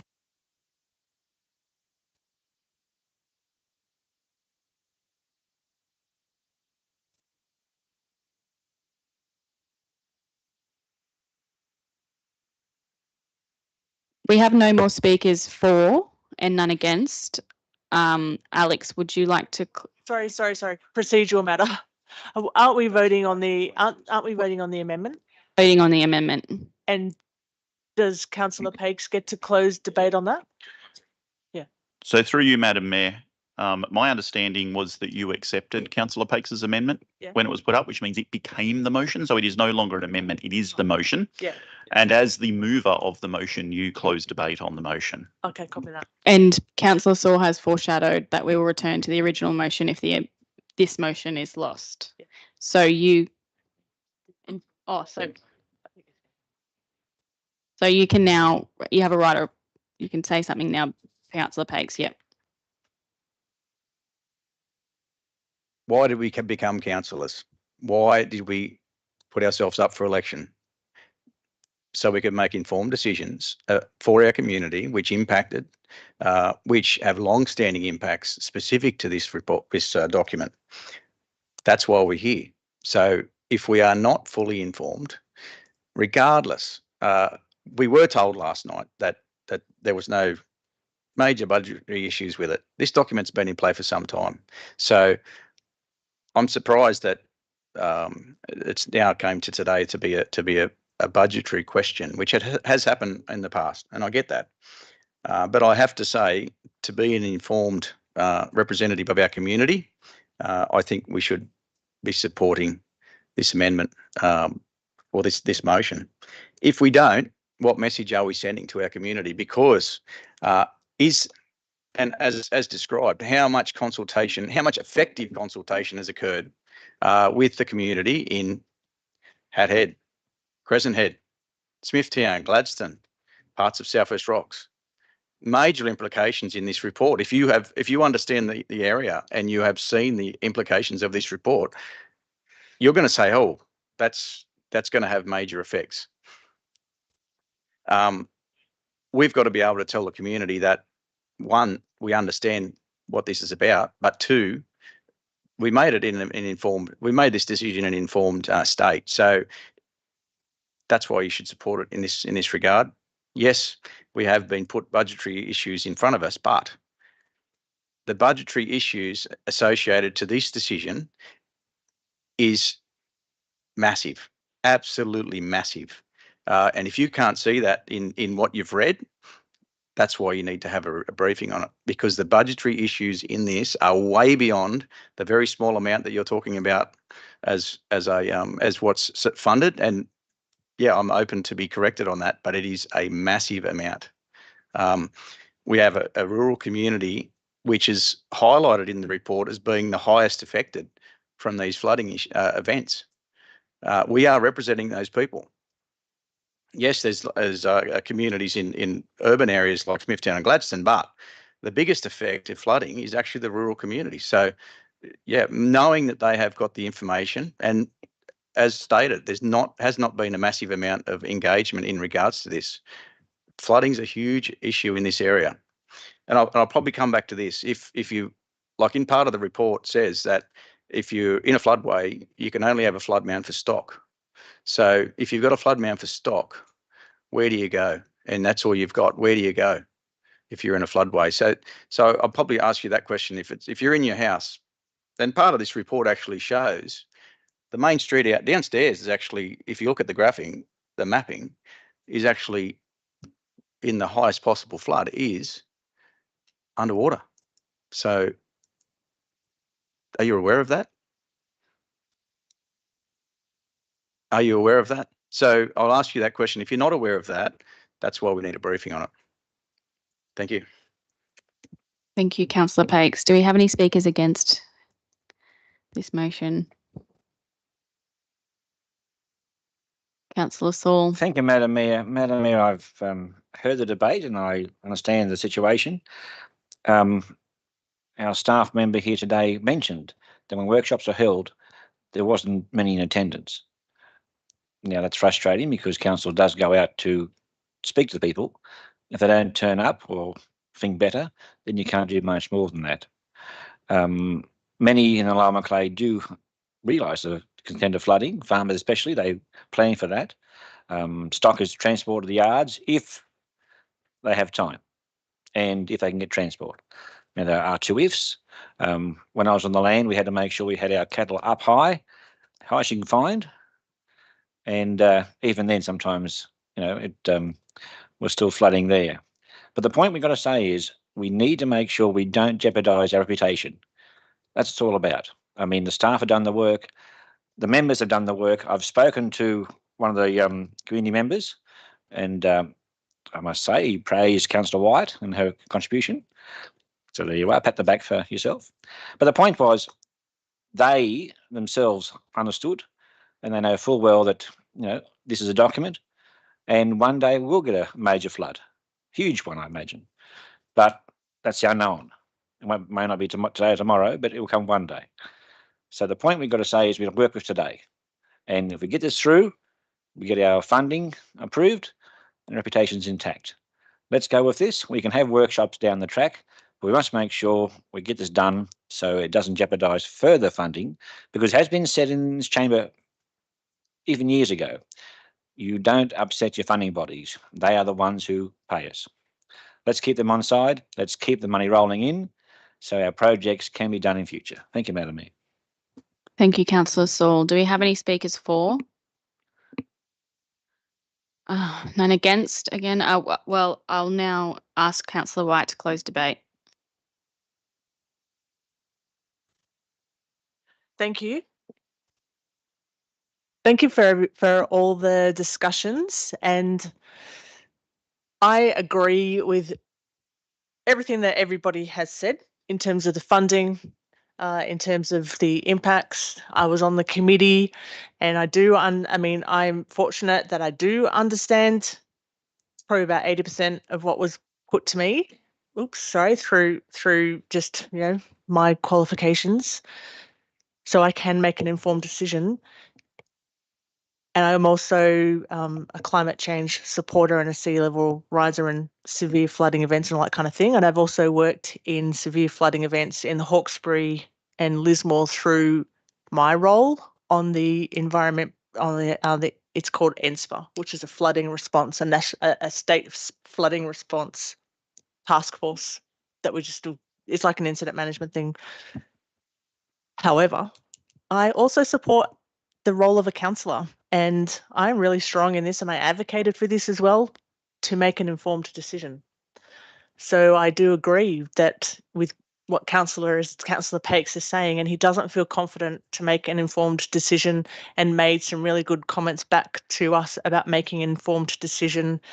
And I support this, that our role is to make informed decisions, and if we're not informed, and I don't believe we could be informed because there's, 3,000 words of questions coming our way, then I support this, to make an informed decision. That is what I believe our role of councillors is to make informed decisions. And I would also like the opportunity too, that if I'm sort of struggling with something that I have absolutely no idea about, that I want to be able to make an informed decision too. And I would question my ability to make an informed decision around potential liability or potential risk or potential harm or long-term guilt, so anything along those lines. So yeah, I support this motion to make an informed decision. Thank you, Councillor Wyatt. I'll now put the motion. Is there any dissent? There is one dissent. I declare it carried. I now need a motion to move to continue the meeting, to extend the meeting past 1 p.m. Do we have a mover? Councillor Bain, seconder Councillor Pakes. Thank you. Oh, is there any dissent to that? No. All right. We now move to item 10.5. I just have one second. Well, that's just going to happen anyway. Can we move to item? Can we move to item 10.6, the Kempsey Development Control Plan 2013, Chapter E4, Yarrahapinni Land Release Area? Do we have a mover? Councillor Bain, do we have a seconder? Councillor Saul. Councillor Bain, do you? I'll move it with an amendment, if I may, and which I've sent through. An amendment to the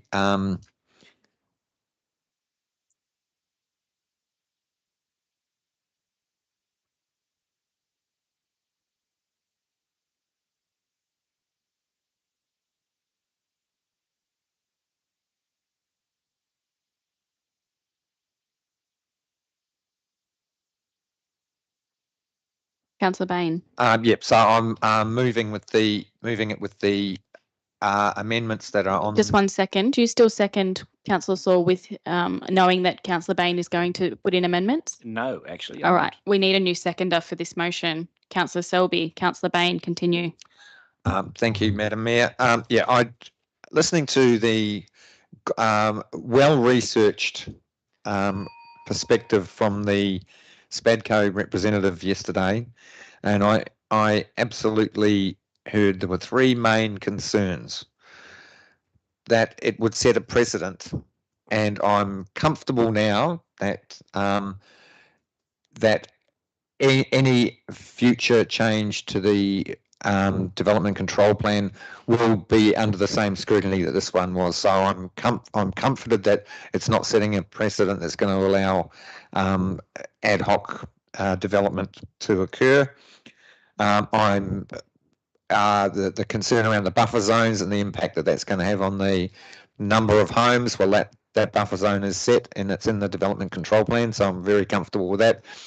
But the only issue that was raised that was of concern was the mitigating the impacts of obstructing fish passage by any waterway crossing. Now, I understand that there's currently it's farmland. There's a section of the creek where I'm guessing the farmer uses to cross it, but as it's going to become more developed, I think it could be a positive to ensure that we're compliant with the Section 4, as well as the other information that's in the proposed change refers to Section 3 of the DPI policy and guidelines for fish habitat.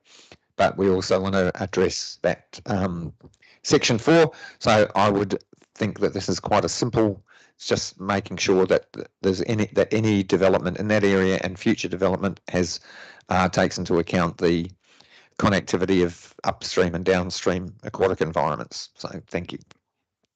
Thank you, Councillor Bain. Do we have any questions? Councillor Wyatt. I have a procedural question. Yep. I also sent through some amendments, which is different to that. So where does that sit? Mr. They're Thorogood. similar. It's similar. But I just worded it differently. Mr. Thorogood.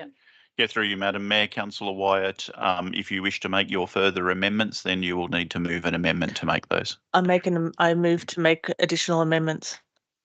Do we have the amendments? We're just waiting for Mr. Thorogood to get them on screen.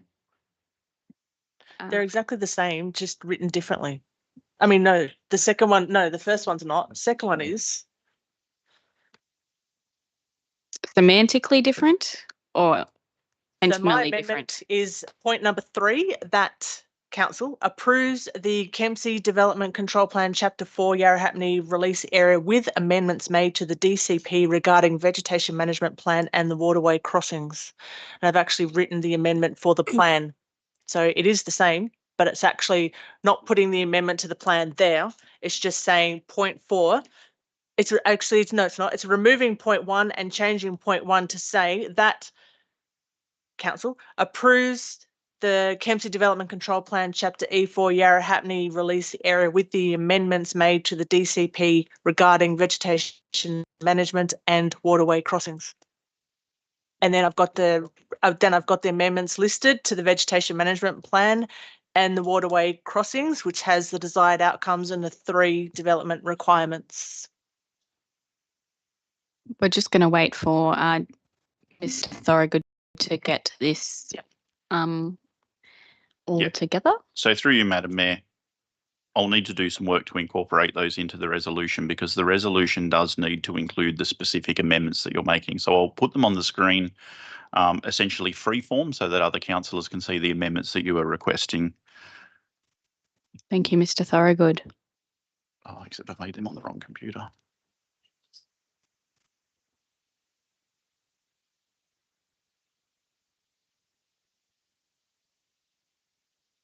We'll need a seconder, but we have to wait until the words are up on screen so you know what you will be seconding.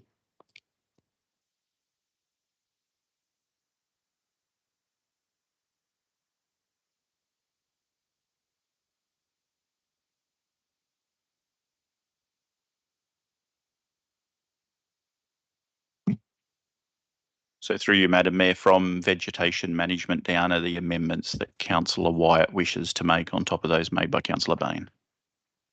Do we have a seconder? Councillor Selby.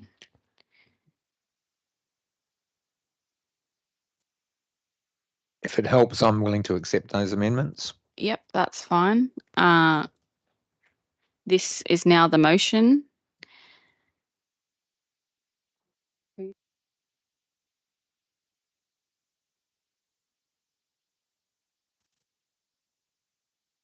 Would anyone like to speak to the motion as it stands now?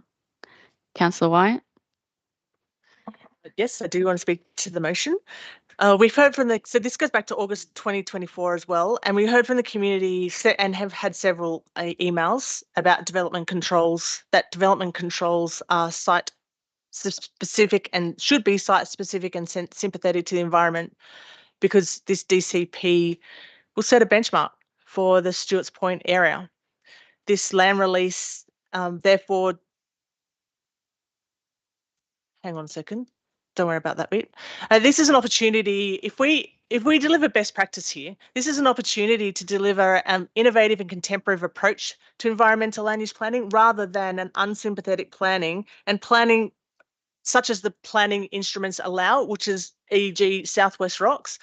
It's kind of like just because it is doesn't mean it has to be. We can put some innovation and we can put what the community is requesting, we can put in here. I mean, 100% agree. Yeah, so we should be using this best practice and the precautionary principle, which is a principle of law, to make decisions, which is sort of a principle of law around the tort of negligence, is that we should make informed decisions that are responsible not only to the environment, but to the people that are going to live there. And I 100% agree with the speakers, and they're wanting council to address those riparian buffers and fish passage and water crossing, access to the back part of the property, the lot sizes, traffic management and landfill. But I specifically want to talk about the threatened species. And I tried to get amendment up back then, but I didn't. There are 4 threatened species listed here in the Biodiversity Conservation Act and 1 that is in the EBBC Act, which is the National Act, and they're scattered in that riparian zone. One of the threatened species, Anachronicea, is endangered. It has a conservation management strategy, has 17 actions, one of which is to protect areas of habitat and to protect remaining ones from clearing and development. There's another species there called Alindernia, which is not known to occur in this location. This is a new location outside its known range. It also has a conservation strategy legislated, because these are under the Biodiversity Conservation Act. They're legislated. They're part of the Save Our Species program, which is 100 species, where the outcome of that program is the target is net zero loss and extinction. So, you know, these are not just any old plants. There is a requirement there. It is an offence under the Act to damage threatened species, habitat of threatened species without a biodiversity conservation licence or an exemption. Councils do have an exemption under the Environmental Planning and Assessment Act. So we do have an authority to damage habitat, to kill threatened species. And I understand the actual assessment of this to make a decision whether or not to give consent to damage that habitat is going to be made through a development assessment process. But my concern here is that once this is approved, then the DAs will be issued for individual properties, and that could be done by a certifier. And my concern is that once the blocks are no longer part of the big property, is who has the legal obligation to present those species becoming locally extinct in that C2 conservation riparian area. You know, I disagree with the conversations that we had in 2024 about not including these. This DCP is, in my opinion, is the place to put in these best practice mitigation measures. It is the only place where we can acknowledge and manage this for the next stage of the planning context. So I especially want those ones in there about vegetation management. And I remember having this debate last time and a bit dismissive that these little plants, and in one case, a turpentine tree, are any old plants. They're not any old plants. If they were any old plants, they wouldn't be on the endangered species list, and they wouldn't be nationally critically endangered if they were any old plants. So I'm just asking that those amendments be there. So in that vegetation management plan, that they do consider actions for those threatened species populations that are in state species conservation strategies that are part of a big picture legislation requirement that has been delegated to councils under an exemption. So we are required to uphold the intent of that act as well. We have the delegated authority under section 2.8 gives us that exemption, but it doesn't mean that we can dismiss that delegated authority. We need to be making an assessment, and I hope that you support those. And the water crossings were from the community yesterday. That's my speech for. Thank you, Councillor Wyatt. Do we have any speakers against this motion? Councillor Saul. Thank you, Madam Mayor. Madam Mayor, whilst I accept the basis of the speaker, we must make sure, though, we don't overly tie up development. And I'm concerned if we continue with this path, it sends a message that we're not development friendly. We're not keen on development. And especially when we all know in this chamber, we have a need for homes, a need to have people housed. So I'm concerned that in doing so, we may almost frighten people away from doing any further development in rural subdivisions. So, Madam Mayor, I'm concerned about that. That is basically what I'm concerned about is we need to grow our shire, we need to grow economically, and with homes being built and done, we can do so. So with your indulgence, Madam Mayor, I'd like to foreshadow original motion, please. Thank you, Councillor Saul. Do we have any other speakers for this motion or any questions? Well, I'll now put the Oh, no. Yep. Question. Yes, what's your question? Councillor Pakes? So by adding this amendment, particularly around the vegetation, what costs might that add to a developer, or that might be a question for the GM. Can you foresee a cost for that? Is it? It's already in place. Is this? This is already in place. This legislation. Ms. Zari? For you, Madam Mayor, most of this is already included under the Act. So the developers do have to proceed with their environmental assessment and all the rest of it. In the C2 in particular, so I just want to clarify that map is only a concept. That's when they come in and they say, this is what we have in mind. The zoning was not appropriate, so we don't waste our time looking at the rest. We say, no, apply for rezoning. So that's where we are at. Now it's zoned. Now we can look further down and tell them, you've got a C2 area here. So you will have to prove to us that any endangered species are not impacted or not in existence. So they have to do their assessment. That's number one. Then what I see here, everything is under the Act. Just the crossing is an additional item to this development. Considering there's no development on the other side at this stage, we can probably recommend for our development and compliance people to consider this as a condition for potential future development. But here, I'm not sure how we can really add this one into it. Considering we are only talking about the development of this side of the stream. But a lot will change from that map. It's only a pure concept. And yeah, all this is in the Act. Thank you, Ms. Zari. Councillor Selby?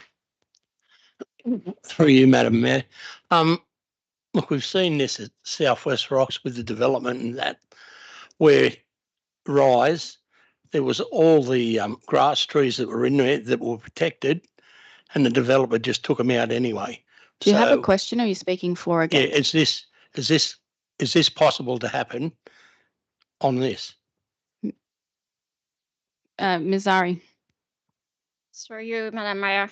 I'm not sure about how the RISE has proceeded, so I can't comment on that. However, in this development on a much smaller scale, they do have to proceed with environmental impact assessments. And our staff will also look into it and demand it. Thank you, Ms. Zari. Given that the time is now 12:32, we're going to break for lunch and come back afterwards. So I adjourn the meeting for lunch, and we'll come back at 1. We'll come back at 1:15. Thank you, councillors.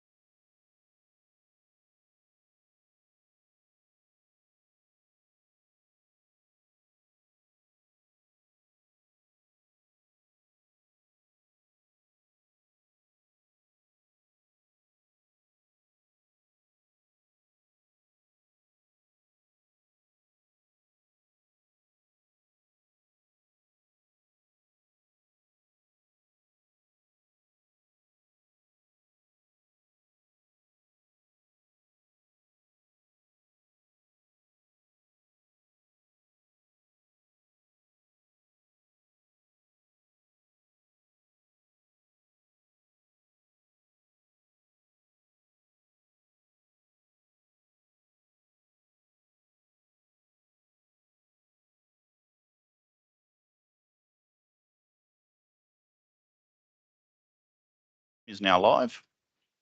Thank you, Mr. Thorogood. We'll now continue with the ordinary general meeting, 26th of November 2024. We're on item 10.6, which is the Kempsey Development Control Plan 2013. We have a motion before us, which Councillor White has just spoken for, and then Councillor Saul spoke against. So do we have any more speakers for or any questions? Councillor Bain. We have a potential way forward, which Mr. Thorogood's about to put on the screen. Words to the effect of that revised council requests. Oh, we've got it here. Council requests a report to the December ordinary meeting regarding the Kempsey DCP, etc., with the following amendments and adding those amendments, and then bringing so basically. Talking to staff was about being able to weave those amendments in together because it's a little bit messy with numbering, etc. at the moment, and bring back a report incorporating those the following amendments and ones that can be done, ones that can't be done. Yeah, so I'm just going to propose that amendment. See how we go. Thank you, Councillor Bain. Do we have a seconder? Councillor Matchett seconds it. Councillor White, do you accept that amendment? Can I just see what it looks like and seek some clarification, please? You sure can. What would you? And I still have a couple of One moment, questions. Mr. Thorogood. Sorry, through you, Madam Mayor. Councillor White, you said you want to see it. The only thing that has changed is rather than approving today, you're requesting that these edits be made and the chapter with the edits made be returned to the December meeting for you to adopt. So then it won't be 1A, 1B, 2 and 3 with that at the bottom. It will just be 1. Correct. Delete those off. Delete A and B and delete the bottom. A and B contain different amendments than your one, so I will need to mark. They're the same. Fish passage.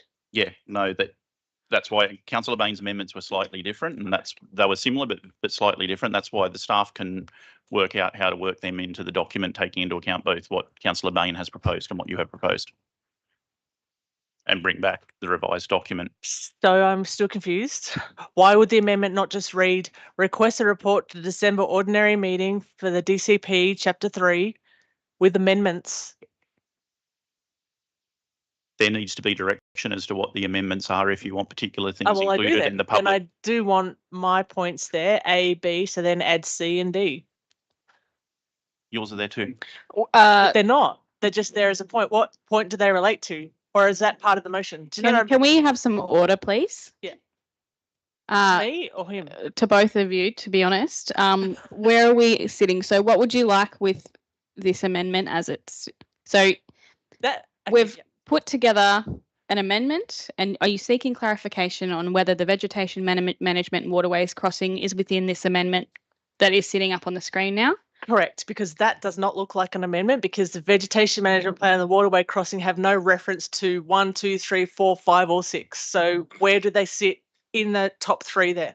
Mr. Thorogood. Through you, Madam Mayor. Yeah, as I said at the start of the debate, when we finalise the minutes, we will work them into points 1A, I and 1B, with 1A and 1B in line with Councillor Bain. So when the minutes are published, they will appear in the appropriate places in the resolution, but it probably wouldn't be a great use of council's time for us to do that now. Copy that. So we're accepting that A and B go in as is, but we're going to be getting a report with a new DCP that will tweak the vegetation management plan and the waterways crossing. Well, I don't disagree with that. That's okay. Do you disagree? So do you accept the amendment or not? I can't. No, let me think. Can I discuss, or are you going to hold me to I'm only allowed to talk once? Because you can ask questions. Okay, cool. Because I still don't see. To me, that looks like 2 different sets of standards.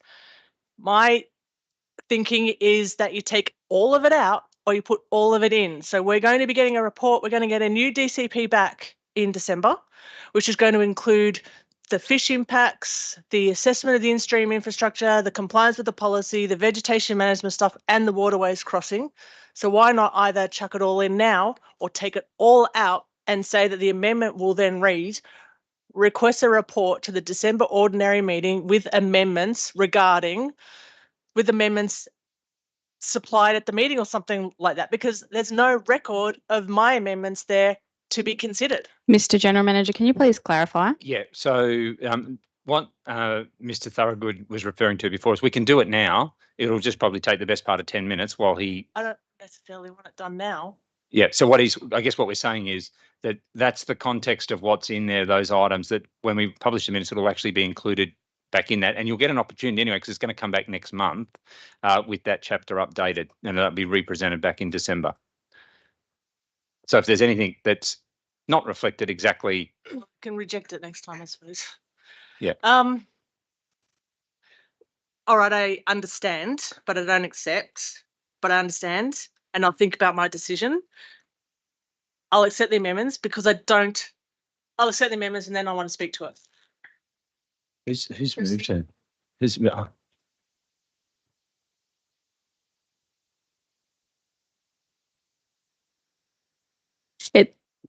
It's Councillor Baines. I actually don't agree with it. Yeah, it's not whether you accept it, Councillor White. It's actually if Councillor Bain does. So it's your motion, Councillor Bain. So if you are happy for that, we can actually include it. Yeah, I'm happy with that, and I understand that that because we put in two separate lots of amendments, it looks a bit messy and it just needs some tidying up. But what will come back in the report is a tidied up version, and it'll be much clearer. And in the effect of using our time efficiently, I'm happy to accept that amendment and have discuss the proposal as is on the board now. Thank you. Thank you, Councillor Bain. Do you want to speak for this amendment or against it? Against it. Against. Yeah. I just want to clarify before we go to that. We're going to take speakers for and against, because that's the nature of how I want to run debate in this meeting. So I want to know as well if we have other speakers for or against. You may speak to it, Councillor Wyatt. Thank you. I am for it in principle. What I'm looking on that screen is that if we approve this, if you can scroll it down a bit, we have approved that can you scroll it down a bit? Oh, sorry. Well, up, down, whatever. Can I see what's on screen, please? Yeah. The bit A and B, we have adopted this, full stop, end of story, because that's what we said with those following amendments. What is then going to come back in a plan is the tweaking around vegetation and waterways. That's what I'm looking at. But I'll accept it, but that's what I'm looking at. I'm looking at that if we adopt that as it's written there, 1 and 2, is that they're there. Mr. Mitchell. So just to clarify, so the minutes will tidy this up.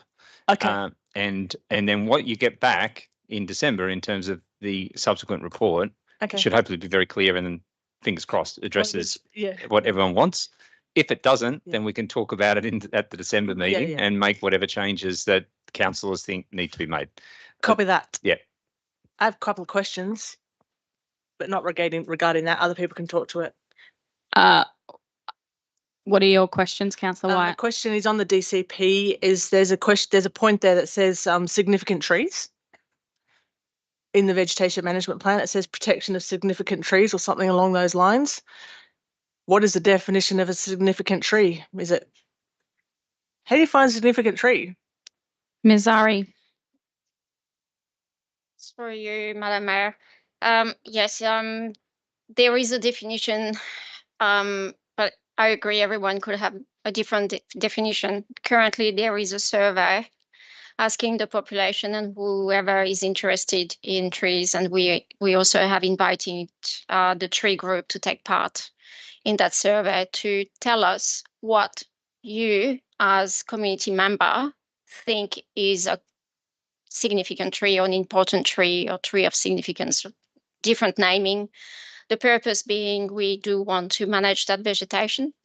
And if we can write that tree section in the new DCP, in such way that we try to preserve high value for biodiversity, but also for just the look of it, then we will. So this is what we're trying to do. Thank you, Kara. Councillor Wyatt. Sorry. Yep. Are we able to, am I able to include that in as an amendment too? Because yeah, I would sort of like to think significant trees are, koala trees, which are important, trees with hollows, which are a key threatening process, habitat for animals, threatened species, also a threatened species management issue, historic trees, cultural trees that are recorded on AHIMS, and cultural, the ones that are not. Are we able to include that? Can you include that when you're bringing it back as a Ms. Zari. plan? So through you, Madam Mayor, that section about trees in the DCP will include all these points. For just touching on the koala trees, we have done all the surveys for koalas in so many places in our shire. It's finalized. We had the report presented to us 2 weeks ago. This will be, so we're meeting again in a week to find out what are the ways to introduce or integrate these results into the DCP and any other planning tools we have. So this will include other trees. I know I've seen your letter about the hollows and all this, and a reply is being drafted. Thank you. Councillor White, do you have another question? Microphone. I don't think it's probably necessarily related here, so tell me to shut up if you choose to do so. How does our council regulate and monitor and enforce compliance and mitigate damage to threatened species? So in this case, if this person actually goes ahead and destroys the threatened species or damages their habitat or picks them, how does council regulate, monitor, enforce, and comply under that? Especially if we're providing, if we've got an exemption under section 2.8 that we can approve, therefore we become the regulator. So how do we regulate it? This isn't actually related to what we're actually debating, and I respect that you have that question, but just in the interest of what we're here to do, I won't allow it. Councillor Saul, did you have a question? Thank you, Madam Mayor. Just I suppose, generic question. In regard to this, has the landowner have any thoughts on what's been happening with this parcel? Has he made a submission to council about this at all himself? Ms. Zari? Sorry, I'm not sure how this submission was prepared. If I may explain, Madam Mayor, just that there's been additions and I wasn't sure if the landowner is aware of what additions could be coming through. Is he aware of that? There are already requirements under the Act, as Ms. Zari's already stated. So do you have anything to add to that, Ms. Zari? Sorry, Madam Mayor.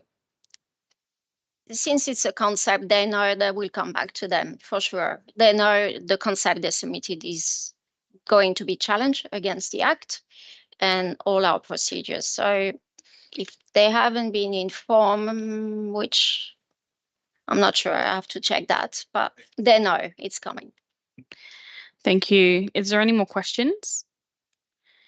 Is there any more debate? Councillor Bain, would you like to close debate? You would not. I'll put the motion. Is there any dissent? There is no dissent. There's one dissent. Councillor Saul. I declare it carried. 8-1. We'll now move to item 10.7, which is fire safety 85 to 87 West Street, South Kempsey. Councillor Pakes is leaving the room as he has a pecuniary interest in the matter. Do we have a mover for this?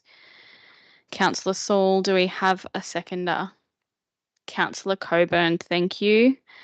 Councillor Saul, would you like to speak to the motion? Thank you, Madam Mayor. Madam Mayor, I'm very pleased to see this come to council. There's definitely been a lot of conjecture in the community about what's happened out there. Watch my words very carefully, of course. But I'm pleased to see this come to council, and hopefully we have a good outcome for the community. Thank you, Councillor Saul. Is there any questions in relation to this matter?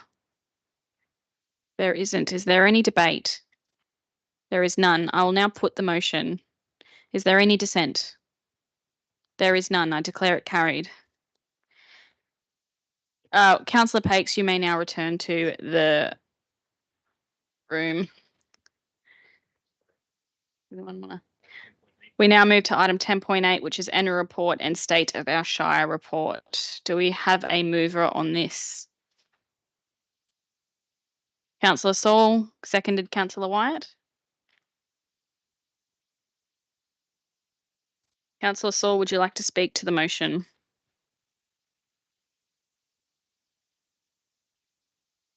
Happy, Madam, it's getting organised here. 10.8.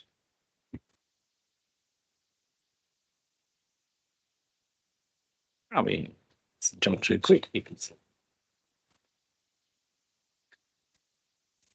Thank you, Madam Mayor. Yes, I'll be moving the recommendation as written and commend the staff on their report and noting that our complete and trying to put the words, noting that our achievements for the report, and I commend that to Council. Thank you, Councillor Saul. Do we have any? Councillor Wyatt? Yep. Yes, please. I just want to speak to it. Firstly, I think they provide a really good summary, especially the legislative data report. That's if anyone wants to know how programs and money, that's a really good one. And the audited financial statements in 10.882 and 85. And there's a lot of work in the preparation of those documents, especially to gather and report on so much data. And I thank the staff for pulling it all together.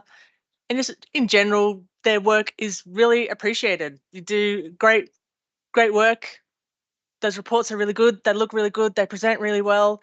And I acknowledge the work that all council staff do. I just wanted to make a comment about the mayoral statement and that there is none. And I think we all received some emails and some correspondence on why this hasn't occurred.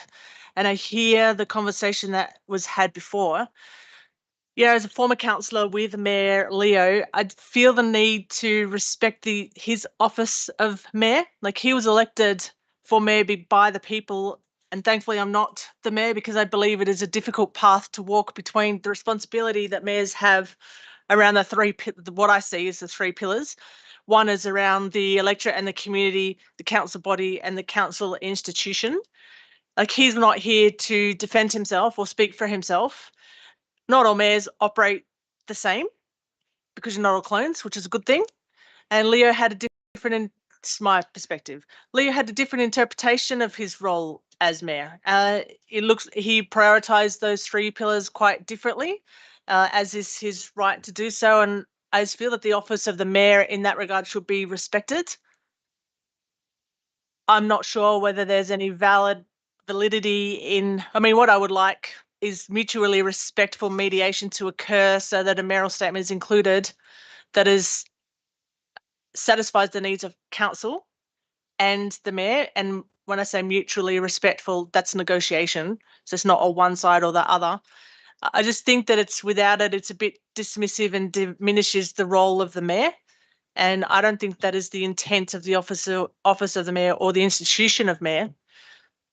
So I'm not sure whether it's worth proposing an amendment that says mutually respectful mediation negotiation occurs so that a mayoral statement that meets the needs of both council and the previous mayor's expectations included in these documents. Thoughts? My question is thoughts. Mr. General Manager. Mr. Mitchell. Through you, Madam Mayor.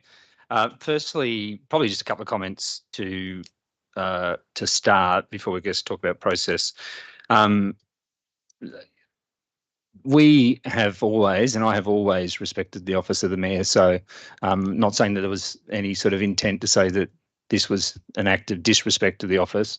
Quite the contrary, in terms of trying to work to get to an endpoint as to the mayoral induction that we included in both of these documents. So both the annual report and the end of term report. So I just want to make that very clear on the public record, because I'll refute that if because that's definitely not the case. I guess in terms of your proposal, that's up for you, Councillor White, as to whether you want to put that amendment forward and have council consider that as to undertaking that process. Personally, I'm not sure the value for tying up further staff time to do that's in the best interest of the community, if I'm perfectly honest, and that's a comment that I guess I made at the briefing last night as well. Ultimately, though, that's not my decision. That's the decision of the councillors to consider that. I think in the context of everything else that we're doing and are focusing on, I'm not sure that's the best use of time, but that's something for you to consider whether you want to put that as an amendment, and then for the councillors to consider it. Thank you, Mr. General Manager. Is there any more debate? Oh, Councillor White, are you going to put that up as an amendment? No, but can I close debate? Councillor Saul will close debate. Okay, then I wanted to. You've already spoken to the motion. I want to clarify just one thing. Mm-hmm. That is my opinion and my respecting the office of mayor, not yours or not council's. I stated that up front is that I felt it is me respecting the office of the mayor. That's why I made that, and that's why I suggested that. And I respect what I've heard now and what I heard before. Thanks. Thank you, Councillor Wyatt. Councillor Saul, would you like to close debate? Yes, Madam, I'm now a bit more prepared.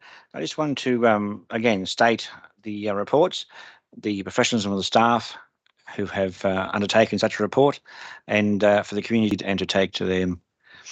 The point is, Madam Mayor, we've had a lot of debate over the mayoral report.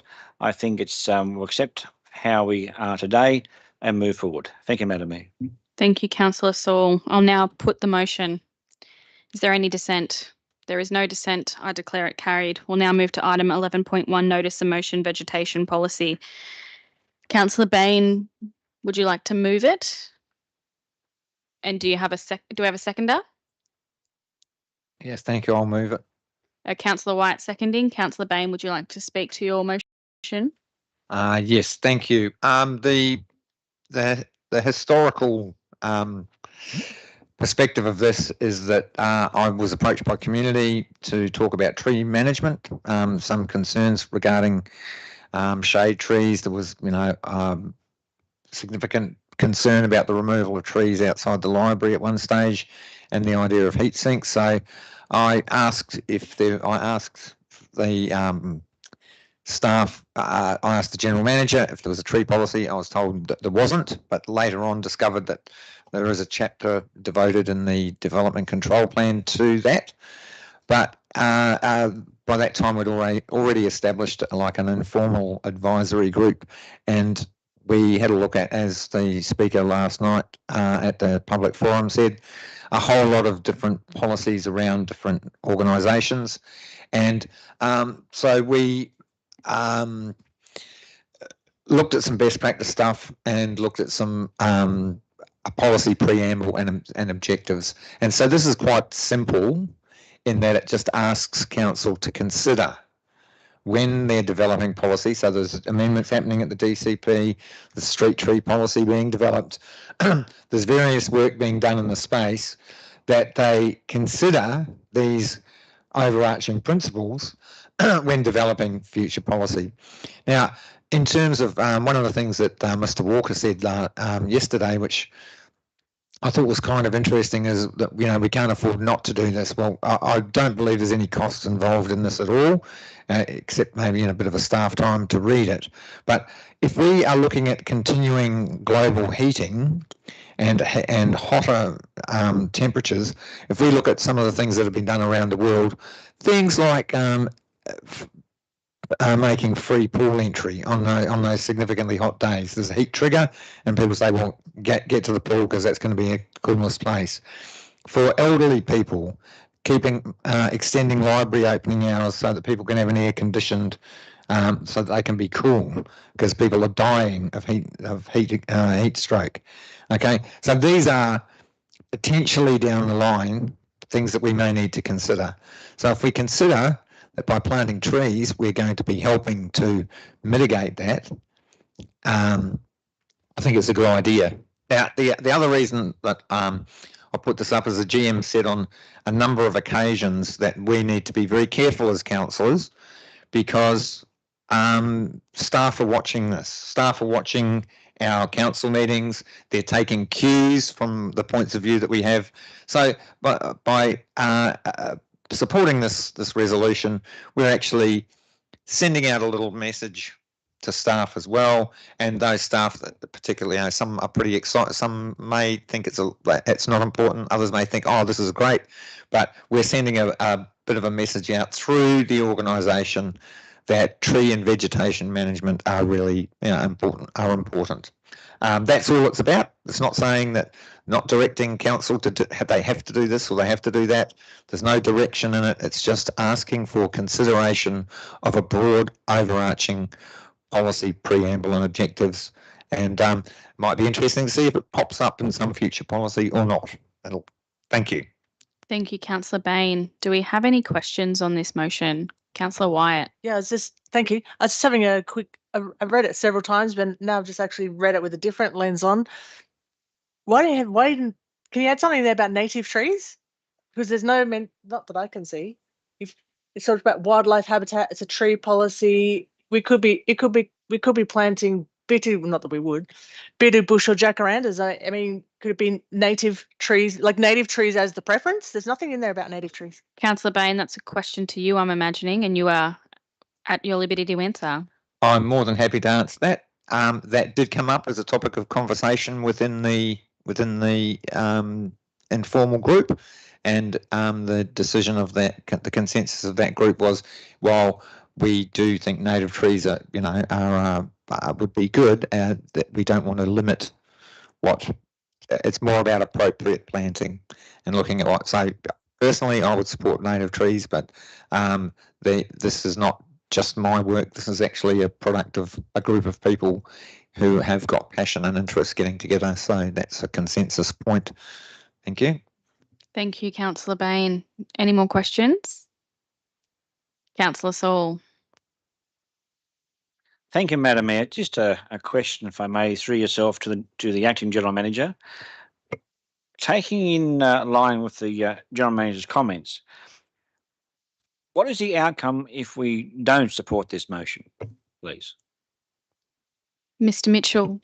Through you, Madam Mayor, if you weren't to support this, these items would be picked up, as I understand it, as part of the Development Control Plan.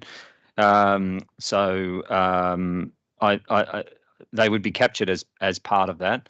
I guess in terms of the resolution, it is only to consider. In terms of the wording, it does say to consider, and that would be applied if there is, in the future, if there was a future policy around this. So there's no sort of immediate action, but I guess a lot of the intent of what's being covered would be picked up as part of the DCP in any event. Thank you, Mr. Mitchell. Are there any more questions? Are there any speakers against? Councillor Bain, would you like to close debate? Thank you, Madam Mayor. Yes. One of the important points that wasn't in the DCP prior to this was it was reactive, not proactive strategies about tree and vegetation management. That's so that's the point, that this is just, it's some ideas of best practice around Australia. And the last point I'd like to make, I'd like to thank Councillor Lawrence for her input into looking at that point 14 of ensuring effective communication with traditional owners when managing and identifying trees with cultural significance. That was unfortunately something that we missed in our conversation, and it was really good to run it through that, have that perspective. So I'd like to thank Councillor Lawrence, all councillors have worked on it. Councillor Wyatt, you've been involved. Councillor Coburn, you've been involved. Thank you very much, and I commend this for Council's consideration. Thank you. Thank you, Councillor Bain. I'll now put the motion. Is there any dissent? There is one dissent. I declare it carried. We now need, procedurally, I missed this earlier, so my apologies, but we need to elect a third councillor to the General Manager's recruitment panel, and it was in the preamble or the the information for the motion about gender balance. So on the panel currently is myself and Deputy Mayor Julie Coburn, with a third councillor and then a community representative. So just take that into consideration. Councillor Bain, do you have something? I'd like to nominate Councillor Pakes. Yep. I'll take that as a nomination. Are there any other nominations? Oh, sorry, I actually can't do this. I'll hand over to Mr. Mitchell to run this election. Thank you, Madam Mayor. Yes, I'll call for nominations. Councillor Bain, you got your item? Thank you, Mr. Acting General Manager. Yes, I would like to nominate Councillor Pakes. Yep, thank you. Would you accept that nomination, Councillor Pakes? And just to be clear, councillors will do this again as we have done for committees, by show of hands. Are there any other nominations? Can you self-nominate? Are you allowed to? Yes, absolutely. Councillor Saul, thank you. Any further nominations? Okay, so we'll vote in the order that the nominations were received. So we'll do, and regardless of the result, we'll take a show of hands for both nominations. So please raise your hands nice and high so we can do the count. So all those in favour of Councillor Pakes being on the panel? Yep, 4, 5, 6, 7, 8. All those in favour of Councillor Saul. Thank you, Councillor Saul. So congratulations, Councillor Pakes will be the third councillor on that panel. Thank you, Mr. Mitchell, and congratulations, Councillor Pakes. Looking forward to working with you and Deputy Mayor Coburn. We now need a motion to move into confidential. Do we have a mover? Councillor Pakes, do we have a seconder? Councillor White, thank you. Is there any dissent? None, I declare it carried. Thank you to the gallery for your attendance today. Looking forward to potentially seeing you in December.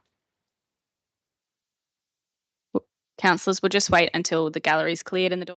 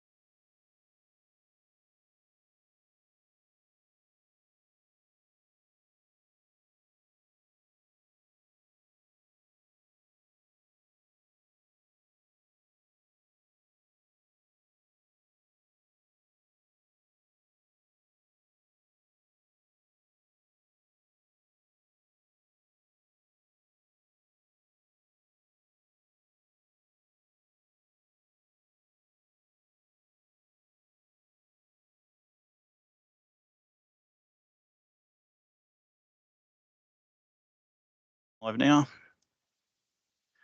Okay, thank you. In relation to matters considered in closed session and the one taken as part of the consensus motion earlier, in relation to item 12.1 legal matters, Council resolved that Council receives and notes the report.